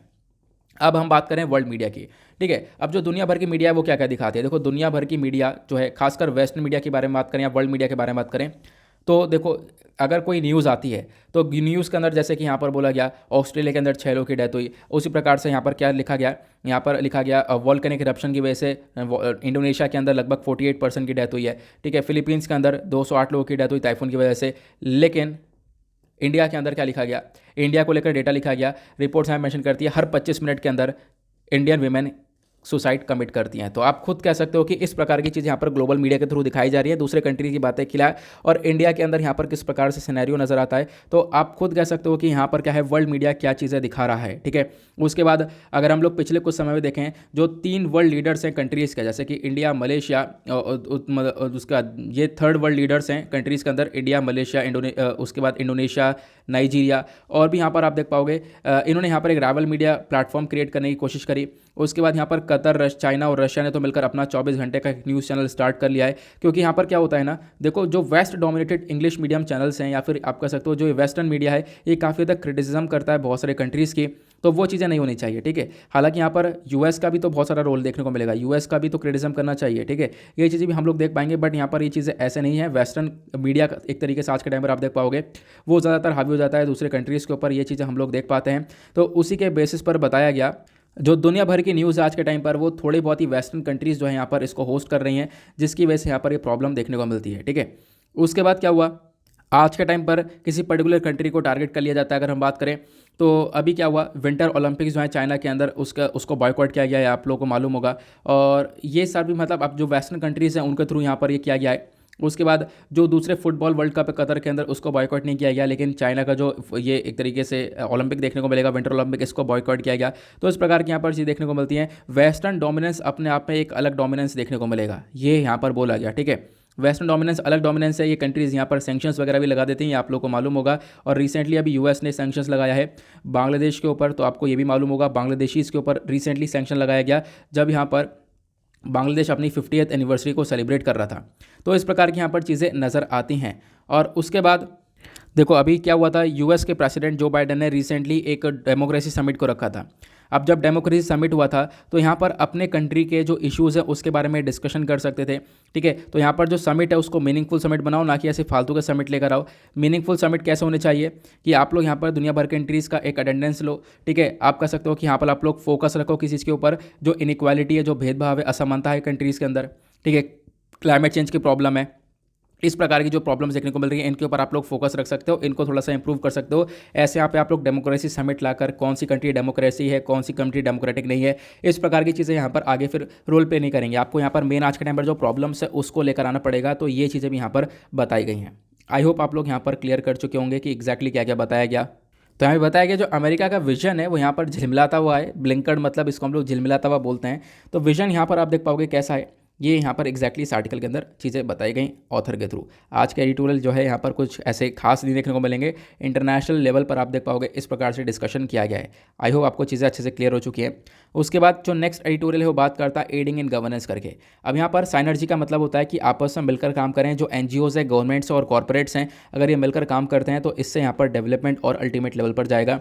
इस आर्टिकल को लिखा है लीजू चैको ने। अब ये कौन है, ये यहाँ पर आप देख पाओगे एक तरीके से ये इंस्टीट्यूट ऑफ डेवलपमेंट स्टडीज़ के साथ हैं। ठीक है, तो यहाँ पर इनके बारे में मतलब आपको पता होना चाहिए। देन उसके बाद यहाँ पर क्या बोला गया, इन्होंने यहाँ पर बोला कि देखो आज के टाइम पर हम लोग अच्छी तरीके से जानते हैं कि जो कोलैबोरेटिव एफर्ट है, ठीक है, आपस में मिलकर जो यहाँ पर मार्केट्स के एफर्ट्स लगेंगे, ठीक है, या फिर आप कह सकते हो जो गवर्नमेंट है, गवर्नमेंट के साथ मिलकर अगर काम किया जाए तो फिर क्या कर सकते हैं हम लोग यहाँ पर एक डेवलपमेंट की तरफ बढ़ सकते हैं। और हम लोग को मालूम है कि कम्युनिटीज़ आपस में एंगेज होंगी। जो नॉन स्टेट इनफॉर्मल इंस्टीट्यूशंस हैं ये बहुत इंपॉर्टेंट रोल प्ले कर सकते हैं। देखो नॉन स्टेट फैक्टर क्या होता है, नॉन स्टेट फैक्टर होता है एनजीओज़ वगैरह। एनजीओज़ हो गए, सीएसओ हो गए, सीएसओ मतलब सिविल सोसाइटी ऑर्गेनाइजेशन। ठीक है, एनजीओज़ मतलब नॉन गवर्नमेंटल ऑर्गेनाइजेशन। तो ये सारी ऑर्गेनाइजेशंस क्या काम करती हैं, लोग के लिए वेलफेयर के लिए काम करती हैं। ये सब यहाँ पर प्रॉफिट का इनका कोई मकसद नहीं होता है, ये आपकी वेलफेयर के लिए, लोगों की वेलफेयर के लिए यहाँ पर काम कर रही हैं। तो कहीं ना कहीं अगर ये एनजीओज़ मिल जाएँ सरकार के साथ, और साथ साथ जो कॉर्पोरेट्स हैं, ठीक है, जो बड़ी बड़ी कंपनीज़ हैं वो सब मिल जाएं, तो आपस में एक बहुत बड़ा डेवलपमेंट हो सकता है। हम लोग लोगों की वेलफेयर के ऊपर एक अल्टीमेट लेवल पर बढ़ सकते हैं आगे। कैसे, वो आगे समझेंगे। अब क्या होता है, कंपनीज एक्ट जो है, कंपनीज एक्ट का सेक्शन 135 क्या बोलता है कि जो कॉर्पोरेट्स हैं, कॉर्पोरेट्स को क्या करना चाहिए, कॉर्पोरेट्स को अपना जो प्रॉफिट है उसका 2% देना चाहिए। ठीक है, कि आपको मालूम होगा सीएसआर करके जिसको हम लोग बोलते हैं, कॉर्पोरेट सोशल रिस्पॉन्सिबिलिटी के अंदर देखने को मिलता है कि यहाँ पर जो कॉर्पोरेट्स हैं इनको क्या करना पड़ेगा, इनको अपना 2% थोड़ा सा रिटर्न, अपना जो प्रॉफिट है वो 2% यहाँ पर दे सकते हैं। और ये किसके लिए, लोगों की वेलफेयर के लिए यहाँ पर देना चाहिए। ठीक है, अब यहाँ पर डेवलपमेंट के लिए वो काफ़ी हद तक इंप्रूवमेंट देखने को मिला है। जो बड़ी बड़ी कंपनीज है वो 2% अपना दे सकती हैं। अब प्रॉफिट का 2% देंगी अगर, तो उससे यहाँ पर डेवलपमेंट के ऊपर वो पैसा लगाया जाएगा। ठीक है, ये आप देख पाओगे। और अगर हम इसको कोलैबोरेट करते हैं एनजीओज़ के साथ में, तो एनजीओज़ मतलब non state factors, non governmental organisation, civil society organisation, इसके साथ कोलैबोरेट कर दें तो, क्योंकि देख पाओगे एनजीओज़ का काफ़ी बड़ा हाथ है। हाथ मतलब एनजीओज़ की काफ़ी बड़ी रीच देखने को मिलेगी। छोटे छोटे लोगों तक यहाँ पर एनजीओज़ पहुँचा हुआ है। ठीक है, एनजीओज़ एक काफ़ी बड़े लेवल तक यहाँ पर पहुँच सकता है। तो एनजीओज़ तक भी अगर हम लोग पहुँचे तो एनजीओज़ के थ्रू मदद प्रोवाइड करवाएं तो बिल्कुल कर सकते हैं। तो कहीं ना कहीं आप कह सकते हो जो कोलैबोरेशन है among non state factors, among सरकार और साथ ही साथ यहाँ पर जो हमारी कॉर्पोरेट्स हैं इनके बीच में, तो ये एक अल्टीमेट लेवल पर डेवलपमेंट को लेकर आ सकता है। ठीक है, और सबसे बड़ी बात जो डेमोक्रेटिक गवर्नेंस का की पिलर क्या है, की पिलर यही है जो हमारे सिटीज़न की पावर है, कि हम लोग सिटीज़न की पावर क्या है कि वो सरकार से क्वेश्चन पूछ सके, ये आपको मालूम होगा। और एनजीओज़ पता है कितना इंपॉर्टेंट रोल प्ले करती हैं, एनजीओज़ का रोल बहुत ज़्यादा इंपॉर्टेंट है। एनजीओ आज के टाइम पर एक तरीके से एक वॉलंटरी ग्रुप ऑर्गेनाइजेशन देखने को मिलेगा जिनका एक इतना बड़ा इंपॉर्टेंट रोल है, जिसकी जो कि इन्होंने एनजीओज़ ने सिटीजन्स को पावर दी है। सिटीजन्स को क्या पावर दी है मैं आप लोगों को बताऊँगा। सरकार से क्वेश्चन पूछने की जो पावर है ना, वो भी सिटीजन को एनजीओ ने प्रोवाइड करवाई है, जिसको हम लोग राइट टू इन्फॉर्मेशन बोलते हैं। तो एनजीओज़ अपने आप में एक इंपॉर्टेंट रोल प्ले करते हैं। अगर हम लोग बात करें तो गवर्नमेंट यहाँ पर जो गवर्नमेंट है यहाँ पर अगर कोई भी स्टैंड लेती है, सबसे बड़ी बात, एक सेकंड यार, स्टैंड किस बेसिस पर लेती है। देखो अगर यहाँ पर सरकार को लग रहा है कि हाँ कोई भी जो एनजीओ है वो एक एंटी नेशनल है, ठीक है, कंट्री के खिलाफ जा रही है, तो क्या होता है उसके फंड वगैरह को रोक दिया जाता है। आप लोग को मालूम होगा, क्योंकि इंपॉर्टेंट क्या है, एनजीओ के लिए एक फंडिंग है, फॉरेन फंडिंग है, उसको भी रोक दिया जाता है। या फिर जो सीएसआर के थ्रू यहाँ पर चीज़ें वो प्रोवाइडिंग करवाई जाती हैं। सीएसआर मैंने आपको बताया यहाँ पर क्या होता है, जो कॉर्पोरेट सोशल रिस्पॉन्सिबिलिटी है, कॉर्पोरेट्स की भी एक रिस्पॉन्सिबिलिटी है। कॉर्पोरेट क्या कर सकती है, अपने प्रॉफिट का 2% पैसा दे सकती हैं। अगर 2% का अगर उनका चुकाएंगे, अगर 2% अगर दे देंगे हमारे एनवायरमेंट के लिए, हमारे एक तरीके से डेवलपमेंट के लिए, तो अपने आप में एक अल्टीमेट लेवल पर डेवलपमेंट देखने को मिल सकता है जब ये कॉर्पोरेट्स अपना थोड़ा थोड़ा कॉन्ट्रीब्यूशन करेंगी तो। ठीक है, तो ये यहाँ पर बताया गया। जो आज के टाइम पर स्टेट गवर्नेंस है, ठीक है। यहाँ पर बोला गया देखो स्टेट गवर्नेंस भी एक तरीके से बहुत ज़्यादा इंपॉर्टेंट होना चाहिए। अगर हम लोग बात करें हमारे पूरे के पूरे गवर्नेंस के बारे में, तो यहाँ पर देखो तीन इंपॉर्टेंट रोल, जो तीन चीज़ें हैं वो सबसे बड़ा इंपॉर्टेंट रोल प्ले क्या कर सकती हैं, वो अपने आप में इंगेजमेंट कर सकती हैं। एंगेज मतलब आपस में कोलैबोरेट कर सकते हैं। वो तीन चीज़ें क्या क्या हैं वो मैंने आप लोग को ऑलरेडी बता दिया। इतनी देर से हम लोग डिस्कस कर रहे हैं। एनजीओज हो गए, सरकार हो गई और यहाँ पर कॉर्पोरेट्स हो गए। देन उसके बाद यहाँ पर इन्होंने क्या बोला, ये यहाँ पर और क्या बोलते हैं, जैसे कि यहाँ पर इन्होंने बोला कि देखो आज के टाइम पर एनजीओ यहाँ पर एक बहुत इंपॉर्टेंट ग्रुप, ऐसा एक इंपॉर्टेंट ऑर्गेनाइजेशन देखने को मिलेगा जो कि लोगों तक पहुँच सकता है। ठीक है, हम लोगों ने देखा जब राइट टू इन्फॉर्मेशन का केस हुआ था। ठीक है, राइट टू इन्फॉर्मेशन वाला आप जब केस देखते थे, राइट टू इन्फॉर्मेशन का जो कैंपेन है ये भी यहाँ पर कब तेजी से चलाया गया, इसके पीछे के जो एफर्ट्स है वो एनजीओज के थ्रू लगाए गए थे। ठीक है, लॉ के अंदर यहाँ पर एक बहुत बड़ा बदलाव आया। ठीक है, और ये जो लॉ है बेसिकली यहाँ पर इसकी वजह से यहाँ पर हमारे कंट्री के अंदर बहुत सारे जो लोग हैं उनके पास पावर्स देखने को मिलेंगी, कि जैसे कि आपको अगर सरकार से कुछ क्वेश्चन पूछना है तो आप लोग आरटीआई का इस्तेमाल करते हो, राइट टू इन्फॉर्मेशन का, कि हाँ राइट टू इन्फॉर्मेशन को यहाँ पर एक तरीके से अप्लाई किया जाता है, उसके बेसिस पर सरकार आपको जवाब देती है। ठीक है, तो यहाँ पर जो आरटीआई का पूरा कॉन्सेप्ट है कौन लेकर आया, एनजीओ लाया। तो एनजीओ यहाँ पर अपने आप में एक इंपॉर्टेंट नॉन स्टेट फैक्टर देखने को मिलेगा जो कि यहाँ पर नई नई चीज़ों के ऊपर काम कर रहा है, तो इनके साथ एक एंगेजमेंट होना ज़रूरी है, ये यहाँ पर बोला गया।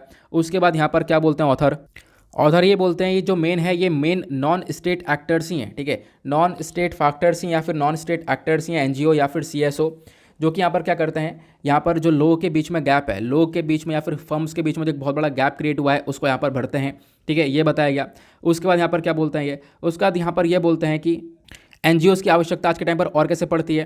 सबसे बड़ी बात यहाँ पर कोई डिस्ट्रिक्ट कलेक्टर है, ठीक है, उन लोगों को कोई एक अलग स्कीम्स को इंप्लीमेंट करना है, वेरियस स्कीम्स को अगर उन लोगों को इंप्लीमेंट करना है तो उसके लिए भी यहाँ पर एनजीओस की काफ़ी बड़ी आवश्यकता पड़ती है, क्योंकि ये जो एनजीओस और सीईओज हैं, ठीक है, सीएसओज हैं, ठीक है, ये यहाँ पर क्या कर सकते हैं, इन स्कीम्स को रीच कर सकते हैं लास्ट पर्सन तक। ठीक है, कोई डिजास्टर भी है तो वहाँ पर भी अगर आप कह सकते हो उस डिजास्टर के फैक्टर में भी क्या हो सकता है, जो नॉन स्टेट ये एक्टर्स आपको देखने को मिलेंगे, ये यहाँ पर चीज़ों को आगे पहुँचा सकते हैं और सरकार के कंधों पर जो बोझ है उसको यहाँ पर थोड़ा सा कम कर सकते हैं, जो कि आज के टाइम पर कम करते भी हैं।